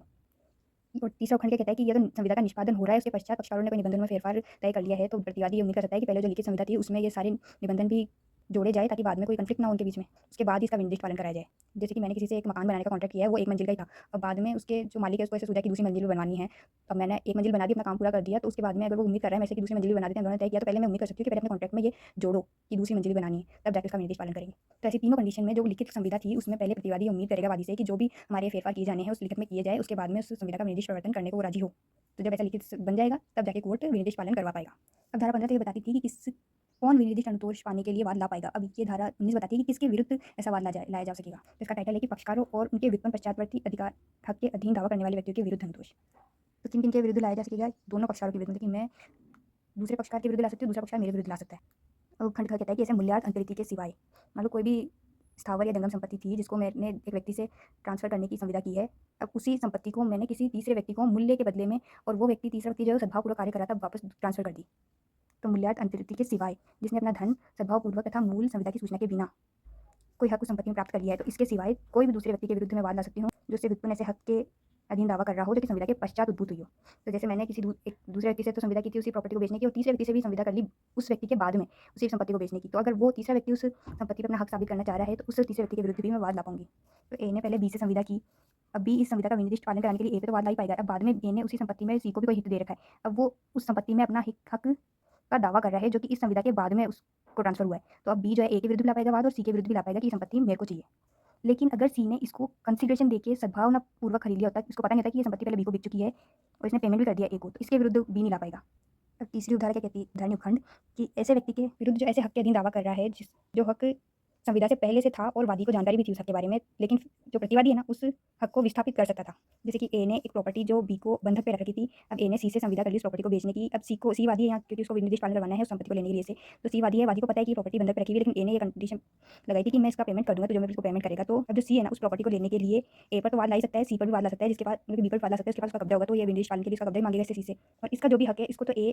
विस्थापित कर सकता है। सी इसका पेमेंट करेगा तो ए बी का जो बंधक का अमाउंट है वो पेमेंट कर दे, तो अब सी जब विनिर्दिष्ट पालन का वाद लाएगा तो इन दोनों को पक्षकार बना सकेगा। अब आगे के पॉइंट तो 15 वाले के सेम है, जैसे कि सीमित दायित्व वाली भागीदारी थी जो कि दूसरी सीमित दायित्व वाली भागीदारी में अगर सम्मिलित हो जाती है तो जो नई भागीदारी फॉर्म बनेगी उसके विरुद्ध कोई पक्षकार विनिर्दिष्ट पालन का वाद ला पाएगा। 15 में क्या था कि भागीदारी किसी पक्षकार के विरुद्ध ला रही थी, अब भागीदारी अगर उसका पालन ना करे तो कोई पक्षकार इसके विरुद्ध भी वाद ला पाए। वैसे कंपनी ने अगर कोई संविदा की हो वो दूसरी कंपनी में सम्मिलित हो जाए तो सम्मिलन से जो भी नई कंपनी उद्भूत होगी उसके विरुद्ध वाद ला पाया जाए। कंपनी के संप्रवर्तकों ने अगर कंपनी के निगमन के पहले कोई संविदा की थी तो देखिए कंपनी के प्रयोजनों के लिए हो, उनके खुद के काम के लिए जो संविदा की उसके लिए कंपनी लाइन कंपनी के प्रयोजनों के लिए की हो और फिर उसके निगमन के निबंधनों द्वारा वो कार्य समर्थित भी हो, तब वह कंपनी के विरुद्ध कोई भी वाद ला पाएगा दूसरा पक्षकार। जैसे कि मान लो कि कंपनी की बिल्डिंग बनानी थी तो प्रवर्तकों ने बिल्डिंग बनाने के लिए ठेकेदार से संविदा की होगी। अब ठीक इसकी कंपनी तो खुद लीगल एंटिटी है, वो एग्जिस्टेंस में आ जाएगी, तब वो बिल्डिंग कंपनी को ट्रांसफर हो जाएगी, तब कंपनी के निबंधनों से ये संविदा जो है समर्थित है, क्योंकि कंपनी एक्वायर करेगी ना उस बिल्डिंग को, तो उसकी होल्ड मालिक भी कंपनी है। इन संविदा तो प्रवर्तकों से की थी ठेकेदार ने, तो ठेकेदार किस पे वाद ला पाएगा पेमेंट के लिए, कंपनी पे वाद ला पाएगा। लेकिन ये तभी हो पाएगा जबकि संविदा को कंपनी प्रतिग्रहित कर ले और ठेकेदार को ये बता दे कि हाँ उसने प्रतिग्रहित कर लिया है संविदा को। तो बिल्डिंग पहले प्रवर्तकों के नाम से बनी, तो जो कंपनी है वो उस बिल्डिंग को एक्सेप्ट कर लेगी और इस एक्सेप्टेंस की सूचना ठेकेदार को मिल जाएगी, तो ठेकेदार उस कंपनी पे वाद ला पाएगा पेमेंट के लिए। अब धारा 20 में बताया हुआ है संविदाओं का प्रतिस्थापित पालन कैसे किया जाएगा। तो भारतीय संविदा अधिनियम की अंतर्विष्ट बंधों पर प्रभाव डाले बिना और अगर कोई पक्षकार खुद किसी बात के लिए सहमत हो उसके सिवाय, तो अगर भारतीय संविदा अधिनियम में कोई संविदा अगर भंग की जाती है तो उसके प्रतिस्थापित पालन के लिए अगर कोई भी उपचार संविदा अधिनियम में दिया हुआ है उसकी व्यापकता पर न तो प्रभाव पड़ेगा और ना ही दोनों पक्षकार जो कुछ किसी कंडीशन पर उसका प्रतिस्थापित पालन करना चाह रहे हैं तो उसके सिवाय। एसआरए में प्रतिस्थापित पालन कैसे होगा, जैसे दोनों पक्षकार अगर सहमत हो जाते हैं कि कोई संविदा अगर टूट गई है तो उसका किसी और से कैसे पालन करवाना है तो वो खुद भी डिसाइड कर सकते हैं। लेकिन अगर एसआरए के अनुसार प्रतिस्थापित पालन कैसे होगा, किसी पक्षकार के वचन का पालन न करने के कारण अगर कोई संविदा टूट जाती है तो वहाँ उस पक्षकार के पास जो कि भंग से पीड़ित है किसी तीसरे पक्षकार के माध्यम से या फिर अपने स्वयं के अभिकरण से या तो किसी तीसरे व्यक्ति से वो काम करवा लिया तो खुद उस काम को कर ले। प्रतिस्थापित पालन करने का एक तो अधिकार है और इसे भंग से जिस पक्षकार ने ऐसा भंग किया है उस द्वारा वास्तविक रूप से उपगत व्ययनित या भुगते गए सारे व्ययों या अन्य खर्चों को वसूल करने का विकल्प होगा। विकल्प होगा मतलब कि अगर जैसे ही भंग हुआ है तो उसके पास क्या क्या ऑप्शन होते हैं, या तो उसको विनिर्दिष्ट पालन का वाद लिया है एसआरए के अनुसार ही, या तो वो भंग के लिए क्षतिपूर्ति की मांग कर ले, जैसे कि कॉन्ट्रैक्ट एक्ट में बताया हुआ है, यहाँ पे कहा है ना कॉन्ट्रैक्ट एक्ट के प्रोविजन पर प्रभाव नहीं पड़ेगा, तो कॉन्ट्रैक्ट एक्ट में जैसे बताया हुआ है धारा 73 की क्षतिपूर्ति प्राप्त कर ले, या वो प्रतिस्थापित पालन करवा ले वे, या तो तीसरे पक्षकार से या तो खुद उस काम को कर ले और उस काम से जो भी उसको वास्तविक रूप से व्यय हुए हैं या फिर जो भी खर्चे उसने वहन किए हैं और अन्य खर्चों को वसूल करने का उसके पास विकल्प रहेगा। लेकिन उपधारा 1 के अधीन संविदा का विनिर्दिष्ट पालन करवाने से पहले जो पक्षकार भंग कर रहा है उसको एक नोटिस देना पड़ेगा 30 दिन से न्यूनतम, मतलब कि 30 दिन का उसको टाइम देना पड़ेगा और लिखित में एक नोटिस देना पड़ेगा कि वो उस नोटिस में जो उस समय बताया हुआ है उसमें उस संविदा का पालन कर दे। तो अब समय क्या होगा, 30 दिन से कम का नहीं हो सकता, मिनिमम 30 दिन का तो उसको समय देना ही पड़ेगा। तो अब देखो यहाँ पे कंफ्लिक्ट आ रहा है ना, जैसे कि अगर मान लो पक्षकार खुद संविदा में डिसाइड कर ले कि अगर कोई ब्रीच करेगा तो उसको उसका हैंड टू हैंड प्रतिस्थापित पालन करवा लिया जाएगा, अगर संविदा कुछ ऐसी ही है तो उस पर प्रभाव नहीं पड़ेगा। लेकिन अगर संविदा में कुछ ऐसा प्रोविजन नहीं है तो ये जो कंडीशन है उसको फुलफिल करनी पड़ेगी, 30 दिन तक रुकना पड़ेगा, फिर जाके वो प्रतिस्थापित पालन करवा पाएगा नोटिस देके। तो एक नोटिस देना है जो कि 30 दिन से न्यून का होगा, उसमें खुद ही समय लिखना है कि इसके भीतर आप काम कर दो, लेकिन समय 30 दिन से कम का नहीं हो सकता। और फिर अगर वो पक्षकार ऐसा काम करने से इनकार कर दे या फिर करने में असफल रह जाए तब उसका पालन किसी तीसरे से कर सकता है या फिर अपने स्वयं के अभिकरण द्वारा कर सकता है। लेकिन अगर उसको उपधारा 1 के अधीन कोई व्यय खर्चे चाहिए तो उसके लिए वो जरूरी है कि या तो वो तीसरे पक्षकार से उस काम को करवा ले रियलिटी में या फिर खुद उस काम को कर दे, ये करना उसको जरूरी है। इसके पहले वो खर्चे की मांग नहीं कर सकता। उसने संविदा का भंग कर दिया तो ब्रीच के लिए वाद ला सकता है, लेकिन अगर उसको प्रतिस्थापित पालन कराना है उसका करवा लिया है, उसका करवाने का उसको खर्चा चाहिए तो उसके लिए पहले उसको 30 दिन का नोटिस दे दिया, फिर उसके बाद में तीसरे व्यक्ति से काम करवाना है, खुद उस काम को कर लेना है, फिर उससे जो खर्चे आएंगे उसकी वसूली वो कर पाएगा। अब एक बार किसी व्यक्ति ने उपधारा 1 के अधीन नोटिस देने के बाद तीसरे पक्षकार से प्रतिस्थापित पालन करवा लिया है तो वो भंग करने वाले पक्षकार के विरुद्ध विनिर्दिष्ट पालन का अनुतोष का दावा नहीं कर पाएगा। और क्यों ही करेगा, जब उसका काम ही हो गया तो विनिर्दिष्ट पालन का दावा करके क्या करेगा। अब धारा 4 खुद डिक्लेयर कर देती है कि अगर मान लो संविदा का भंग हुआ है, उसने प्रतिस्थापित पालन कर दिया है, उसके खर्चे वसूल कर लिए, तो इसका मतलब ये नहीं है कि जिस व्यक्ति ने भंग किया है वो प्रतिकर देने से बच जाएगा, मतलब इसको बीच का जो प्रतिकर है उसका दावा वो कर पाएगा पीड़ित पक्षकार। धारा 20 का 2018 के अमेंडमेंट से जोड़ा गया है, जिसमें कि अवसंरचना परियोजना से संबंधित जो संविधाएं है उसके लिए कुछ विशेष उपबंध किए हुए हैं। तो पहला धारा 1 कहती है कि इस अधिनियम में कोई भी वाद है जो कि अनुसूची में विनिर्दिष्ट अवसंरचना परियोजना से संबंधित है, अवसंरचना परियोजना जो कि अनुसूची में बताई हुई है उनसे संबंधित कोई संविधा है तो उसका पालन न्यायालय द्वारा, अगर इस अधिनियम में कोई भी उस संविधा के साथ संबंधित वाद सुना जा रहा है तो उसमें व्यादेश नहीं मंजूर करेगा, जहाँ व्यादेश मंजूर करने से उस अवसंरचना परियोजना की प्रगति पर या पूरा होने में कोई अड़चन आती है या फिर विलंब होता है। तो स्पष्टीकरण में ये बताया गया कि अवसंरचना परियोजना का मतलब क्या है। तो इस धारा के लिए धारा 20 के लिए और धारा 41 खंड ख क के लिए तीनों ही 2018 के अमेंडमेंट से जोड़ी गई। इन सबके प्रयोजन के लिए अवसंरचना परियोजना वो होगी जो कि अनुसूची में 21 अधिनियम की अनुसूची में विनिर्दिष्ट परियोजना है और कोई अवसंरचना उप सेक्टरों का प्रवर्ग है जो कि अनुसूची में बताए हुए हैं दोनों, तो वो इन धाराओं के लिए अवसंरचना परियोजना है। अब धारा 2 बताएगी केंद्रीय सरकार अवसंरचना परियोजना के विकास की अपेक्षाओं पर निर्भर करते हुए अगर आवश्यक समझती है तो फिर एक राजपत्र में एक अधिसूचना द्वारा ये जो अनुसूची बनाई हुई है इसमें संशोधन कर सकेगी। संशोधन करने का मतलब कि उसमें कुछ और परियोजना ऐड कर सकेगी या फिर उसमें कुछ निकाल सकेगी, परियोजनाओं के विकास के लिए अगर ऐसा कोई अपेक्षा है तो। और अब ये अधिसूचना जो पारित की गई ना, तो धारा 3 में बताया हुआ है कि इसी प्रत्येक अधिसूचना यथाशीघ्र संसद के प्रत्येक सदस्य के समक्ष जो वो सत्र में हो 30 दिन के लिए रखेगी। तो ये जो 30 दिन है एक सत्र में या फिर 2 या अधिक क्रमवर्ती सत्रों में भी पूरे हो सकते हैं। तो अभी 30 दिन के पूरा होने के बाद भी अगर दोनों सदनों में, अब जैसे कि ये 30 दिन एक सत्र में या फिर 2 या अधिक सत्रों में पूरे हो गए और उसके या तो वो इसी सत्र के भीतर या फिर उसके नेक्स्ट सत्र के ठीक पूरा होने से पहले दोनों सदन या तो उस अधिसूचना में कोई रूपांतरण करना चाहे सहमत होते हैं तो, या फिर इसलिए सहमत होते हैं कि वो अधिसूचना जारी नहीं की जानी चाहिए। तो ये 30 दिन है जो या तो एक सत्र में या फिर अगले 2-3 सत्रों में पूरे हो जाने चाहिए। और इन 30 दिनों के पश्चात और या फिर इसके पश्चात वाले अगले सत्र के पूर्व दोनों सदन ये डिसाइड कर पाएंगे कि या तो इस अधिसूचना में रूपांतरण करना है या फिर इस अधिसूचना को जारी नहीं करना है। तो उनके डिसीजन के अनुसार ये अधिसूचना जो है रूपांतरित रूप में ही प्रवर्तित रहेगी, और या फिर अगर उन्होंने डिसाइड किया कि इसको नहीं जारी करना है तो निष्प्रभावी हो जाएगी। लेकिन अगर इस अधिसूचना के ऊपर डिसीजन देने से पहले इस अधिसूचना के अधीन कोई कार्य किया गया है तो उसी की विधि मान्यता पर कोई प्रतिकूल प्रभाव नहीं पड़ेगा। तो जब तक कि वो सत्र चल रहे थे, जब डिसीजन हो रहा था, तब उस बीच में अगर कोई भी काम कर दिया गया है उस अधिसूचना के अकॉर्डिंग न्यायालय द्वारा, तो उस पर कोई भी प्रतिकूल प्रभाव नहीं पड़ेगा। जैसे कोई परियोजना उस अधिसूचना में ऐड की गई थी और वो ऐड हो गई, तो मतलब कि अब उससे रिलेटेड कोई भी कॉन्ट्रैक्ट का वाद न्यायालय में आएगा तो उसमें व्यादेश नहीं देगा, तब उसका डिसीजन बाद में ये उसको निष्प्रभावी कर देने से प्रभावित नहीं हो जाएगा। या मान लो कोई परियोजना में से निकाल दिया गया था, कोई उस अधिसूचना में से कोई परियोजना निकाल दी गई थी, तो कोर्ट ने उस परियोजना से रिलेटेड कोई आदेश जारी कर दिया है तो उस पर कोई प्रभाव नहीं पड़ेगा। धारा 20 का हमें विशेष न्यायालय के बारे में बात बताया है कि राज्य सरकार उच्च न्यायालय के मुख्य न्यायाधीश से परामर्श करके राजपत्र में अधिसूचना प्रकाशित करेगी और एक से अधिक सिविल न्यायालय को अवसंरचना परियोजना से संबंधित संविधाओं की बाबत अधिकारिता का प्रयोग करने के लिए अपनी स्थानीय सीमाओं के भीतर से अधिकारिता का प्रयोग कर पाएगी ये न्यायालय, और इस अधिनियम के अधीन बात का विचार करने के लिए विशेष न्यायालय के रूप में ऐसे न्यायालय अभिहित करेगी। तो यहाँ कर सकेगी, नहीं करेगी है तो मतलब कि बनाएगी राज्य में एक या अधिक सिविल न्यायालय से जो कि स्थानीय सीमाओं के भीतर परियोजनाओं से संबंधित किसी भी वाद का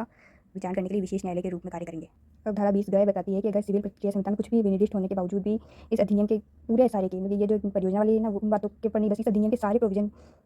के लिए जो भी वाद फाइल किया गया है उसका निपटारा न्यायालय प्रतिवादी को समय की तामील से 12 माह की अवधि के भीतर करेगी। और इस अवधि को न्यायालय कारणों को लेखबद्ध करते हुए अगर कोई विशेष कारण है अवधि को बढ़ाने के लिए तो मैक्सिमम 6 माह के लिए और बढ़ा सकेगी और इसके कारणों को लेखबद्ध भी करना पड़ेगा। अब धारा 21 बताती है कि कतिपय मामलों में प्रतिकर दिलाने की शक्ति, अगर मान लो कि किसी संविधा का विनिर्दिष्ट पालन का वाद दायर किया गया है वादी द्वारा, तो वैसे पालन के स्थान पर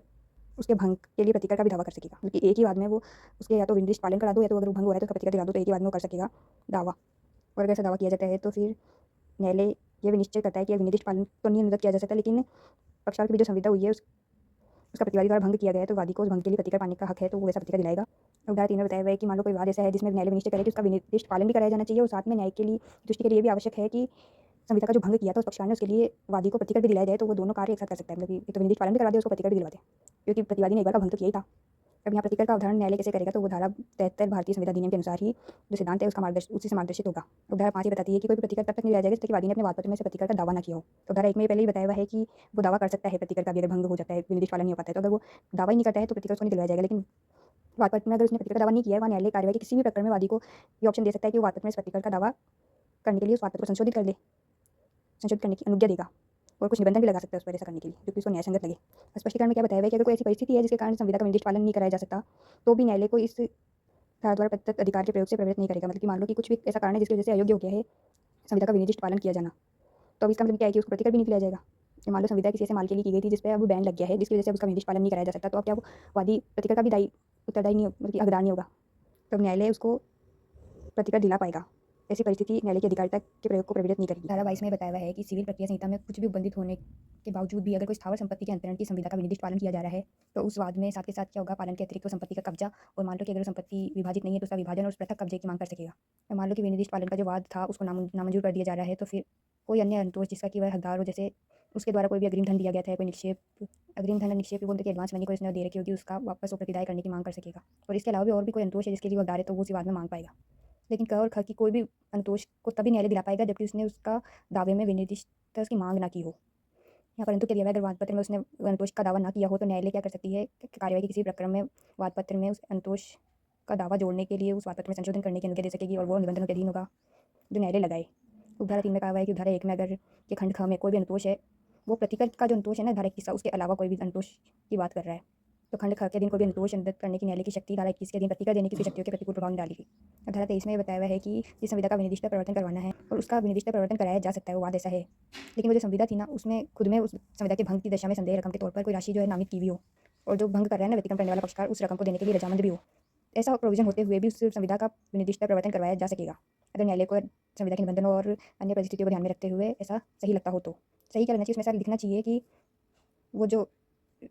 राशि उस संविदा में भंग किए जाने पर नामित की हुई है वो उस संविदा के पालन को सुनिश्चित करने के लिए डाली गई है, ना कि व्यतिक्रम करने वाले पक्षकार को ये विकल्प देने के लिए कि अगर वो विनिर्दिष्ट पालन ना करे तो उस धन का संदाय कर दे। जैसे मान लो कि आपको किसी से पैसे लेने हैं, तो आपने उसको एक ऑप्शन दे दिया कि पैसे की बजाय तू कोई माल मेरे को दे दे। वो माल नहीं दे रहा है तो आपने विनिर्दिष्ट पालन का वाद लाया, तो अब कोर्ट उस माल को आपको दिलवा सकता है, विनिर्दिष्ट प्रवर्तन करवा सकता है संविदा का। लेकिन मामले की परिस्थितियों को देख के क्या लग रहा है कि उसको तो धन का संदाय करना था। अगर वो धन का संदाय करना चाह रहा है तो उससे मैं जबरदस्ती थोड़ा कर सकती हूँ कि वो माल ही दे। लेकिन अगर संविदा ऐसी होती कि मेरे को अगले पक्षकार से एक माल खरीदना था और संविदा में हमने ये कंडीशन डाल रखी है कि वो माल मेरे पास पहुंचना इतना इंपॉर्टेंट है कि अगर नहीं पहुंचा तो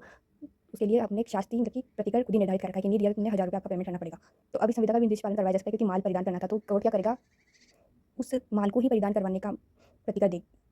प्रवर्तन करवाएगा, ना कि प्रतिकर के भुगतान का। मान लो कि वो कह रहा है कि नहीं माल तो नहीं प्रदान करूँगा, मैं प्रतिकर देने को तैयार हूँ, तो ऐसी दशा में उस संविदा का निर्देश पालन करवाया जा सकेगा, क्योंकि यहाँ संविदा ऐसी है कि संविदा के पालन को सुनिश्चित करने के लिए प्रतिकर निर्धारित किया गया था। अब धारा 2 में बताया हुआ है कि अगर मान लो संविदा का निर्देश पालन करवा दिया जाता है, प्रवर्तन करा दी जाती है संविदा का, तो न्यायालय उस संविदा में नामित राशि के संदाय की डिग्री नहीं देगी उसी बाद में। तो कंडीशन क्या थी कि अगर माल नहीं दिया जाएगा तो प्रतिकर दिया जाएगा। अब आपको माल दिलाया जा रहा है तो आपको प्रतिकर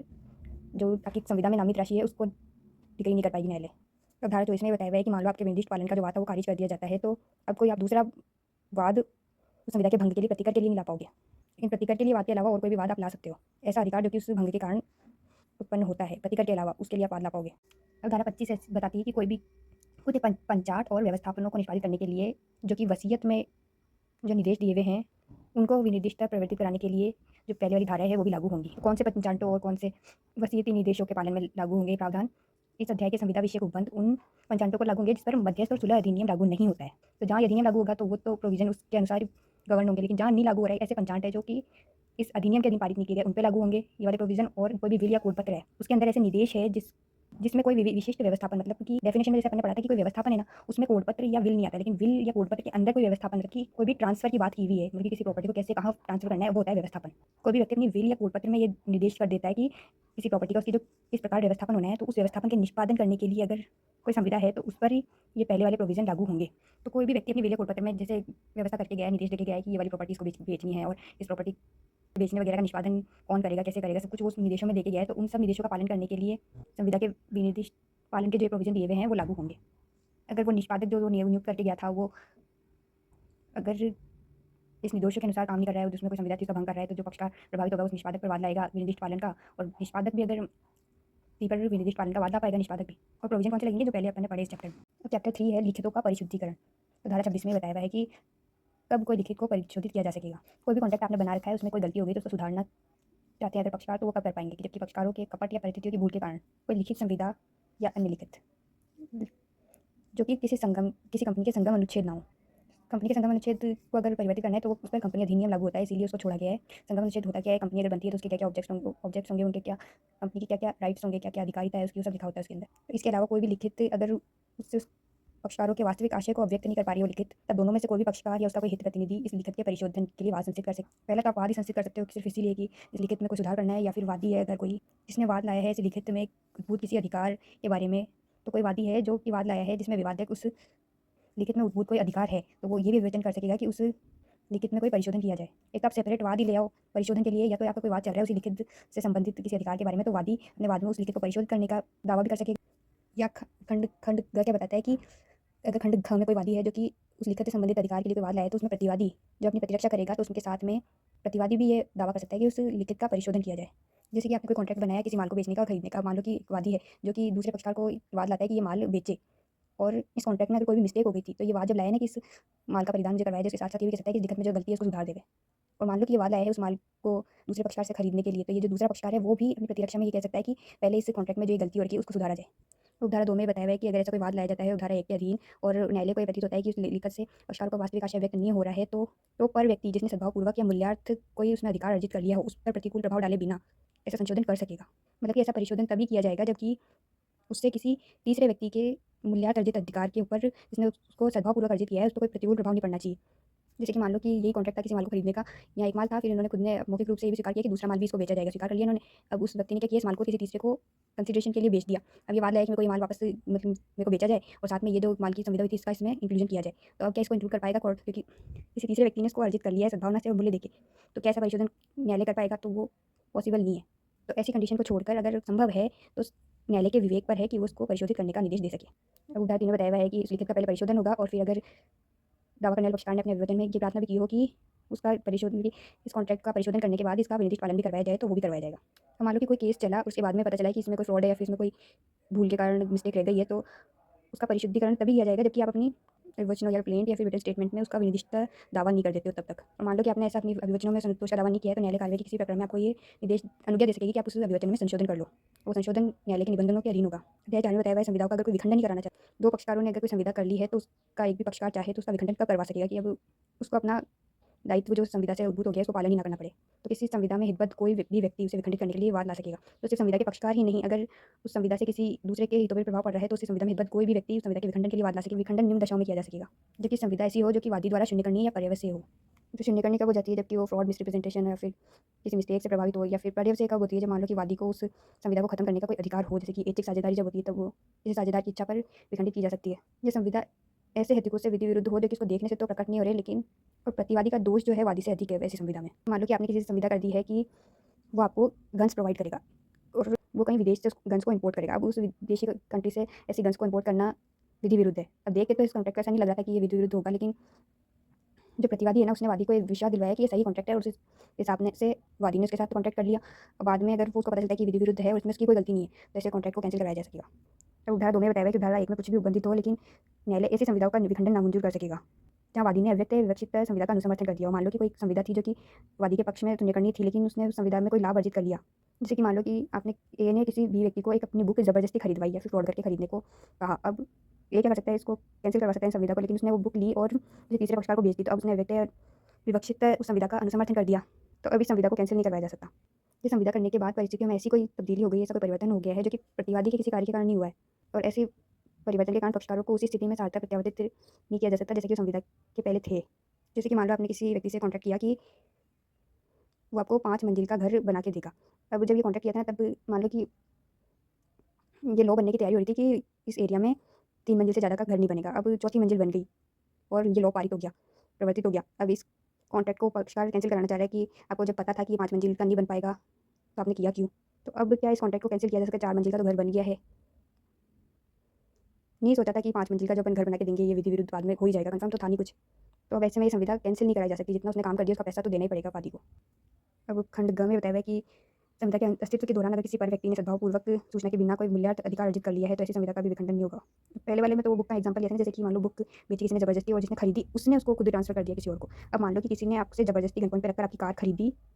उत्पीड़न भी इसी ने किया था। यहाँ पे प्रतिवादी है। अब इस प्रतिवादी ने इस कार को किसी और को बिना बताए, बिना सूचना के कि उसने ऐसा उत्पीड़न करके कार खरीदी है, किसी और को मूल्य के बदले में बेच दी, तो ऐसी संविदा का भी विखंडन नहीं होगा। तो और में डिफरेंस यही है, एक तो यहाँ तो जिस जो वादी है उसने खुद ने स्वीकार कर लिया व्यक्ति विवक्षित संविदा को। यहाँ क्या है, वो वाली सिचुएशन भी इसी में आ जाएगी कि किसी तीसरे पक्षकार ने उसका हित अर्जित कर लिया होगा। इसमें तो ये भी हो सकता था कि मान लो उसके बेटे ने, किसी घर वाले ने इस बुक को यूज़ कर लिया हो तो भी हो जाती, लेकिन अगर कोई तीसरा व्यक्ति किसी किसी भी पक्षकार से उस संविदा के अस्तित्व के दौरान मूल्यार्थ अधिकार अर्जित कर लेता है तो भी वो संविदा का विखंडन नहीं होगा। अब मान लो खंड ख में बताया हुआ है कि घ में बताया हुआ है कि कोई संविदा है उसका किसी एक भाग का विखंडन कराना है, लेकिन वो भाग जो है पूरी संविदा से पृथक करने योग्य नहीं है। जैसे कि आपने किसी से एक बिल्डिंग खरीदने का कॉन्ट्रैक्ट किया है, उसका ग्राउंड फ्लोर में कुछ भी मिस्टेक है जिसका कि प्रतिवादी ने वादी को बताया नहीं था कि ऐसी कोई गड़बड़ी है, उसका कर्तव्य था बताने का, लेकिन अब उसने क्या कर दिया, फ्रॉड कर दिया। तो अब क्या इस ग्राउंड फ्लोर के अलावा ये बिल्डिंग बिक पाएगी? तो इस संविदा का विखंडन नहीं कराया जा सकता। क्या चाह रहा है, सिर्फ ये ग्राउंड फ्लोर मुझे ना दिया जाए तो बाकी बिल्डिंग तो मुझे पसंद है, तो क्या वो इसको एक्सेप्ट करके इतने को रिजेक्ट कर सकता है? नहीं कर सकता। इसलिए अब इसका पूरा या तो कराओ तो परिवर्तन करा दो, इस पार्ट का विखंडन तो नहीं किया जा सकता। अब स्पष्टीकरण में बताया हुआ है कि इस धारा में जहाँ संविदा वर्ड का यूज़ हुआ है ना, वहाँ अगर मान लो कि कोई टीपी एक्ट जिस राज्य क्षेत्र में नहीं लागू होता उससे संबंधित कोई संविदा है तो उस राज्य क्षेत्र के लिए कोई लिखित संविदा इस संविदा के अंदर आएगी। जैसे कि मान लो पंजाब पर टीपी एक्ट लागू नहीं है, तो अब पंजाब में किसी ने टीपी एक्ट के अकॉर्डिंग कोई लिखित संविदा कर लिया, उसका विखंडन अगर करवाना है तो वो लिखित संविदा का विखंडन भी करवाया जा सकेगा इस धारा में। और पंजाब में अगर कोई भी ट्रांसफर होता है प्रॉपर्टी का तो वो संपत्ति अंतरण अधिनियम के अकॉर्डिंग तो होता नहीं है, तो वहाँ पर अगर कोई लिखित संविदा हो गई तो क्या उसका कैंसिलेशन नहीं कराया जाएगा? उसका कैंसिलेशन कराया जाएगा, लेकिन वहाँ अगर टीपी एक्ट नहीं लागू होता है तो वहाँ क्या नेचुरल जस्टिस के प्रिंसिपल पर ट्रांसफर के जो वाद होते हैं वो देखे जाते हैं। तो यहाँ पे कॉन्ट्रैक्ट एक्ट तो लागू ही है ना, तो अगर यहाँ कोई लिखित संविदा हुई है तो वो वहाँ की रूढ़ियों प्रथाओं के हिसाब से उसको कैंसिल करवाया जा सकेगा, भले ही वहाँ टीपी एक्ट लागू नहीं हो रहा। अब धारा 28 में बताया हुआ है कि मान लो कि स्थावर संपत्ति के विक्रय पट्टे के लिए कोई संविदा थी जिसका विनिर्दिष्ट पालन के लिए वाद लाया गया और उस वाद का डिक्री भी किया जा चुका है, तो अब इस संविदा का क्या विखंडन किया जाएगा? तो ये कौन सी परिस्थितियाँ हैं जहाँ पे निर्दिष्ट पालन का डिक्री आने के बाद उस संविदा का विखंडन करना पड़ेगा? तो धारा 1 में बताया हुआ है कि जहाँ डिक्री की जा चुकी है और क्रेता या पट्टेदार डिक्री द्वारा अनुज्ञात कालावधि के भीतर या फिर ऐसी अतिरिक्त कालावधि के भीतर जो न्यायालय उसको दे, विक्रय धन या अन्य राशि जिसे देने के लिए न्यायालय ने उसे आदेश दिया है वो विक्रेता या पट्टेकर्ता को देने में असफल हो, तो ऐसा विक्रेता या पट्टेदार क्या करेगा, उसी वाद में जिसमें डिक्री की उस संविदा के विखंडन के लिए आवेदन कर सकेगा। और ऐसा आवेदन किए जाने पर न्यायालय आदेश दे सकेगा कि या तो संविदा ऐसी है जो या बहुत सारे लोगों से संबंधित है तो जिसने व्यतिक्रम किया है उसके हिस्से का, या फिर पूरी संविदा का ही सही मामला हो उसमें न्यायालय आदेश देगा कि उसका विखंडन कर दिया जाए। जैसे कि यहाँ 3-4 प्लॉट थे, वहाँ ए, बी, सी 3 जनों को प्लॉट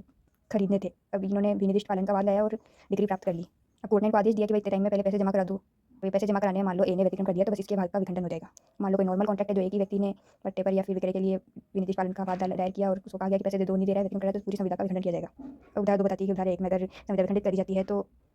न्यायालय क्रेता या पट्टेदार ने अगर संविदा के अधीन संपत्ति का अगर कब्जा भी प्राप्त कर लिया है तो उसका निर्देश देगा कि विक्रेता या पट्टेदार को उसका कब्जा वापस प्रत्यावर्तित कर दे। खंडकाम में बताया है कि अगर ऐसे कोई भाटा कोई और लाभ किराया या फिर कोई लाभ उस संपत्ति से उस क्रेता या पट्टेदार ने उस तारीख से जिसको उसका कब्जा उसने अभिप्राप्त किया और जब तक उस कब्जे का प्रत्यावर्तित वो नहीं कर देता तब तक के लिए जो भी लाभ घाटा उसको हुआ है उसका भुगतान विक्रेता या पट्टेदार को कर दे। और मामले में अगर कोई अग्रिम धन या फिर निश्चय के तौर पर कोई धनराशि दी गई है तो उसका भी प्रतिदाय करे उसको विक्रेता या पट्टेदार को। उधार 3 में बताया गया है कि अब मान लो कि उधार 1 में निर्दिष्ट कालावधि के भीतर क्रेता या पट्टेदार इसी धनराशि का भुगतान कर देता है तो न्यायालय उसी वाद में क्रेता या पट्टेदार के आवेदन पर ऐसा अतिरिक्त अनुतोष को दिला सकेगा जिसका वो हकदार हो। जैसे क्रेता ने विनिर्दिष्ट पालन का वाद लाया उस प्रॉपर्टी को खरीदने के लिए और न्यायालय ने उसको कहा कि 3 दिनों पहले अमाउंट जमा करा दो, तो उसने वो अमाउंट जमा करा दिया। तो अब क्रेता को उस वाद में जो भी अधिकार, जैसे मान लो कि उसने भंग किया, उसने फिर वाद लाया क्रेता, तो उसके जो भी खर्चे वगैरह जो भी उसका अतिरिक्त अनुतोष बनता है वो दिला पाएगा न्यायालय। और उस अनुतोषों में ये भी आते हैं कि विक्रेता या पट्टेदार द्वारा उचित हस्तांतरण पत्र या पट्टे का निष्पादन। जैसे कि क्रेता पहले तो विनिर्दिष्ट पालन का वाद लाया, कोर्ट ने उसको ऑर्डर दिया कि पैसे जमा कर दो, उसने पैसे जमा करा दिए। तो अब विक्रेता आवेदन करेगा कोर्ट से कि वो जो विक्रेता है वो हस्तांतरण पत्र या फिर पट्टे का निष्पादन करे, संपत्ति के कब्जे का या विभाजन या फिर पृथक कब्जे का परिधान करे। अगर संपत्ति एक ही है तो उसके कब्जे का परिधान करे या फिर कोई जॉइंट प्रॉपर्टी है तो उसका विभाजन करवा के उसके हिस्से का परिधान करवाए। और उधार 4 में बताया है कि इस धारा में कोई भी अनुतोष अगर मांगा जा सकता है एक ही वाद में तो उसका अलग से कोई दावा नहीं किया जा सकेगा, ना तो विक्रेता द्वारा ना तो क्रेता द्वारा, है ना। अगर कोई वो पैसे नहीं दे रहा है तो वही पैसे देने के लिए नहीं दे रहा है तो आपको विखंडन के लिए विक्रेता वाद ला सकेगा इसी वाद में।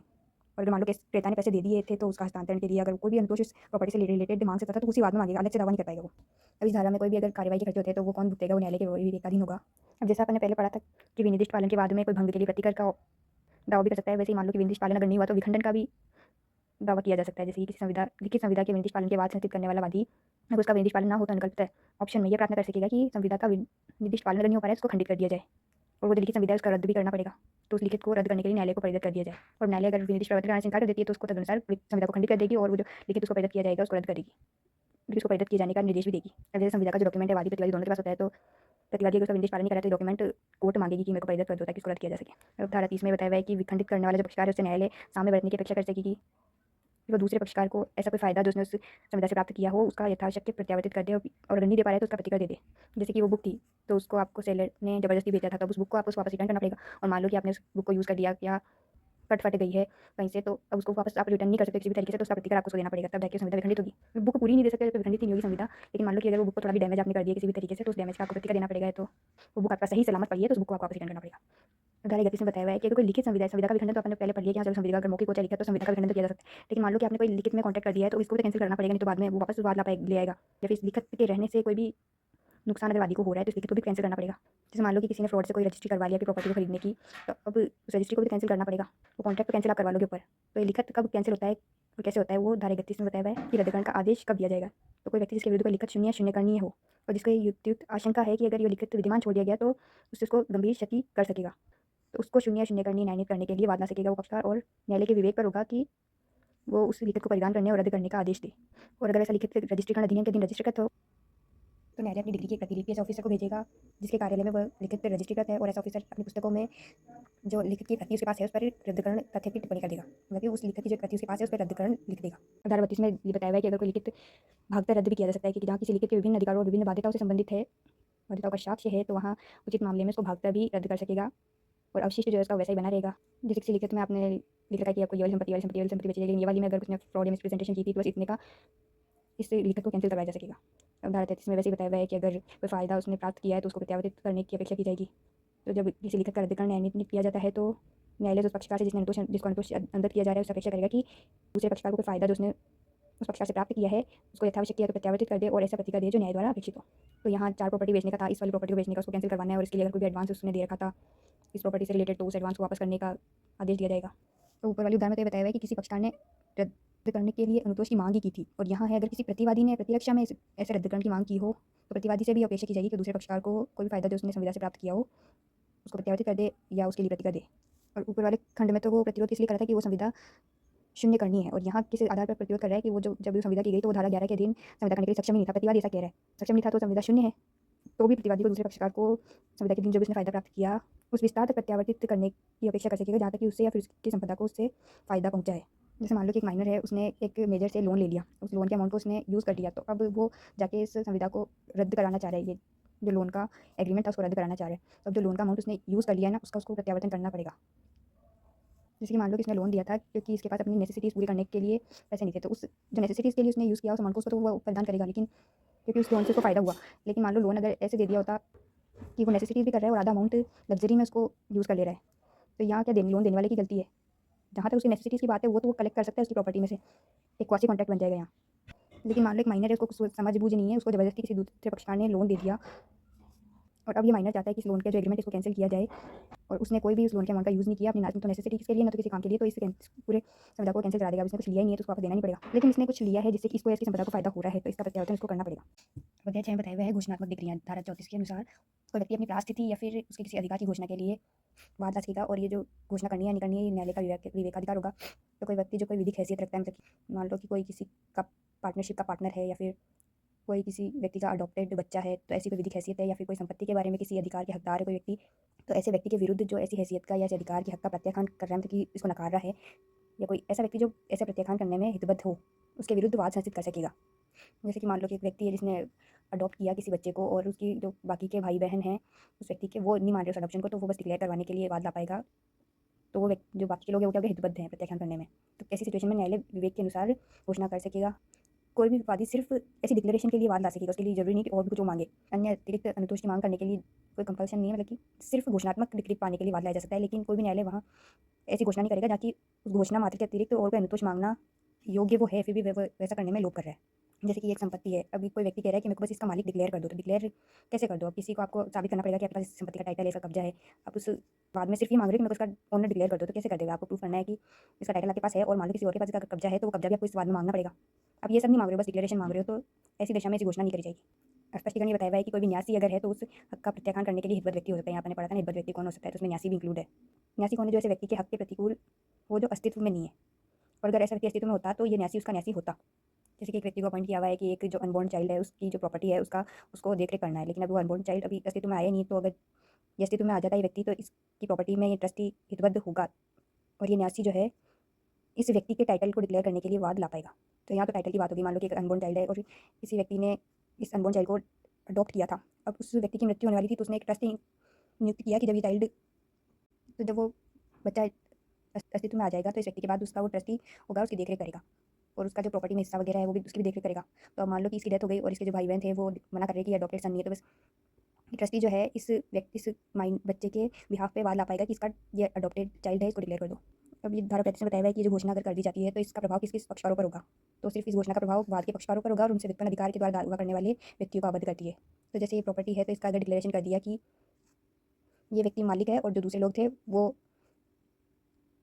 इस प्रॉपर्टी में हस्तक्षेप ना करे। अब मान लो कि कोई और व्यक्ति है जिसके पास इसका टाइटल है, तो क्या ये घोषणा उसके विरुद्ध भी लागू होगी? ऐसा नहीं होगा।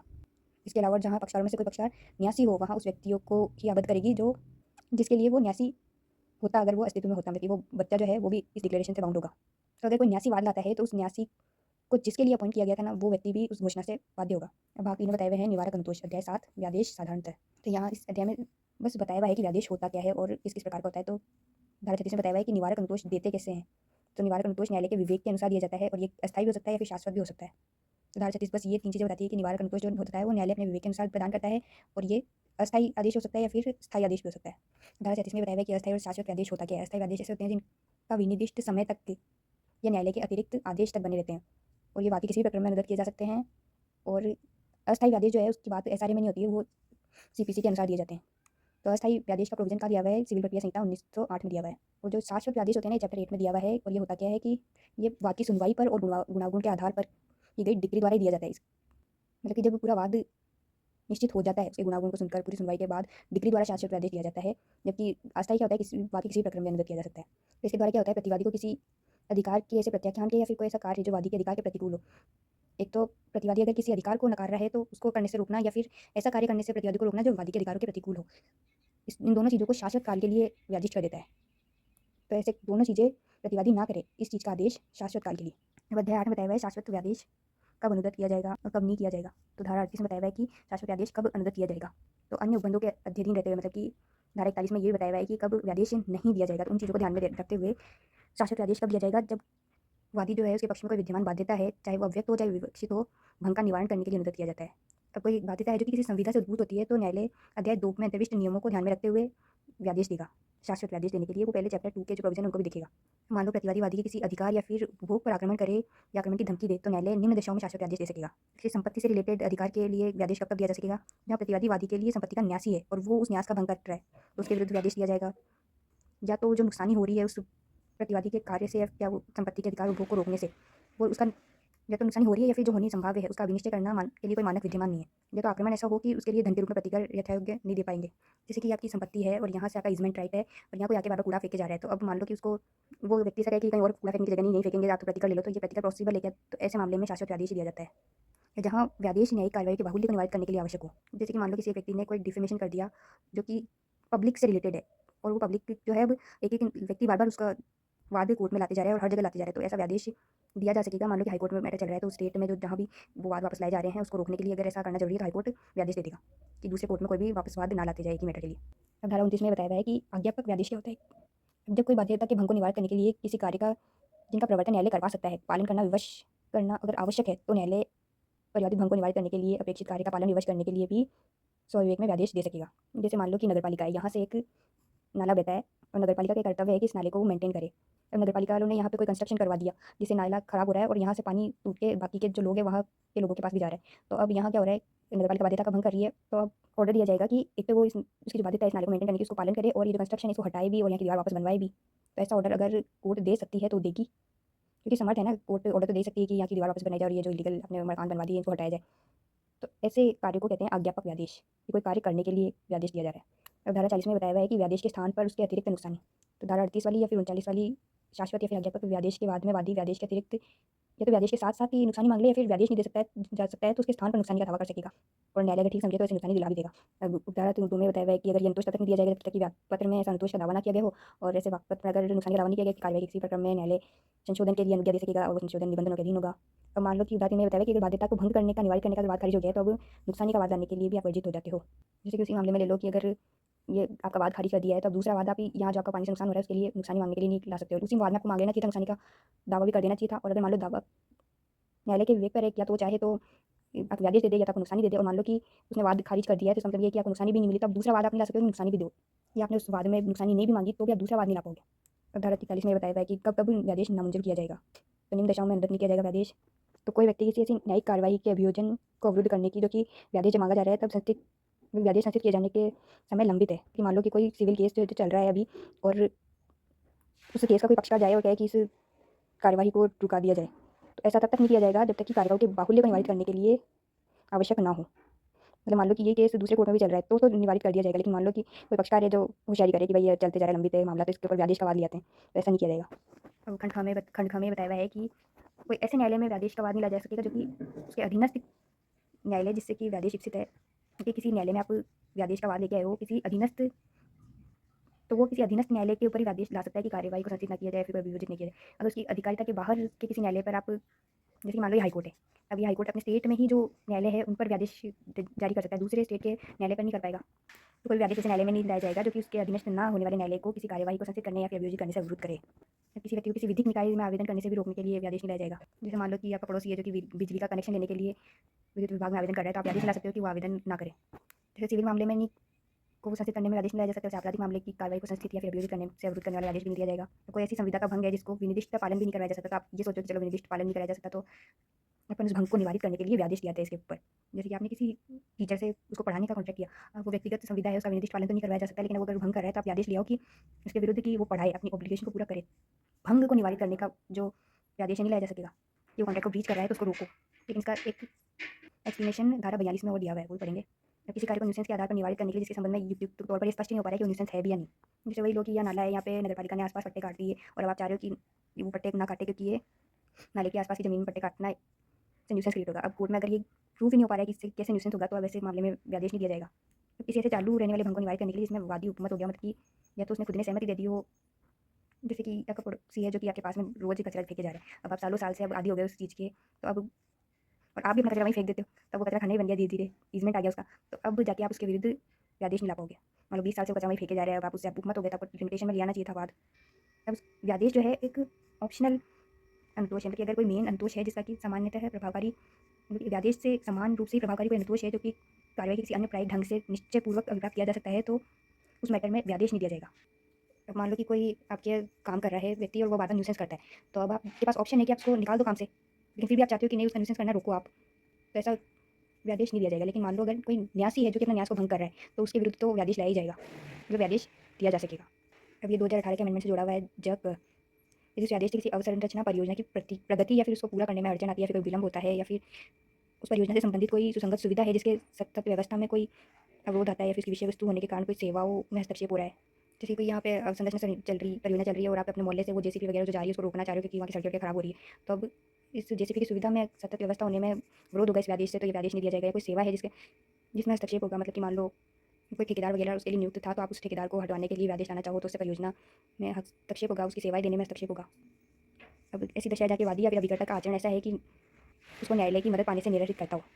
अगर वादी और उसके अभिकर्ता का आचरण बेकार है तो उसके लिए व्यादेश नहीं दिया जाएगा, या फिर वादी का उस मामले में कोई व्यक्ति खेती नहीं है तो उसके पक्ष में व्यादेश नहीं दिया जाएगा। अगर कोई पब्लिक न्यूसेंस हो रहा है उसको रोकने के लिए उससे आप भी प्रभावित हो रही हो तो आप वाद ला सकते हो, लेकिन मान लो कोई ऐसा न्यूसेंस है जिससे आपका कोई लेना देना नहीं है तो भी आप उसके लिए वाद लेके आ रहे हो, तो ऐसी दिशा में व्यादेश नहीं दिया जाएगा। जैसे कि ये खेत है, इसमें एक व्यक्ति कुआं खुदवा रहा है, वो अपनी संपत्ति उसमें कुआं खुदवा रहा है, कोई दूसरा व्यक्ति आके कि नहीं इसमें कुआं मत खुदवाने दो, इसमें उसका कोई व्यक्ति खेती नहीं है तो व्यादेश नहीं ला पाएगा। अब धारा 42 में बताया हुआ है कि नकारात्मक करार के पालन के लिए व्यादेश लाया जा सकता है, जैसे कि धारा 41 के खंड ड में बताया हुआ है कि कोई संविदा के भंग को रोकने के लिए व्यादेश नहीं ला जा सकता। लेकिन मान लो कि कोई करार ऐसा है जिसमें कि कोई सकारात्मक करार भी हो और कोई उसी के साथ कोई निश्चित कार्य न करने का अव्यक्त विवक्षित नकारात्मक करार भी हो, तो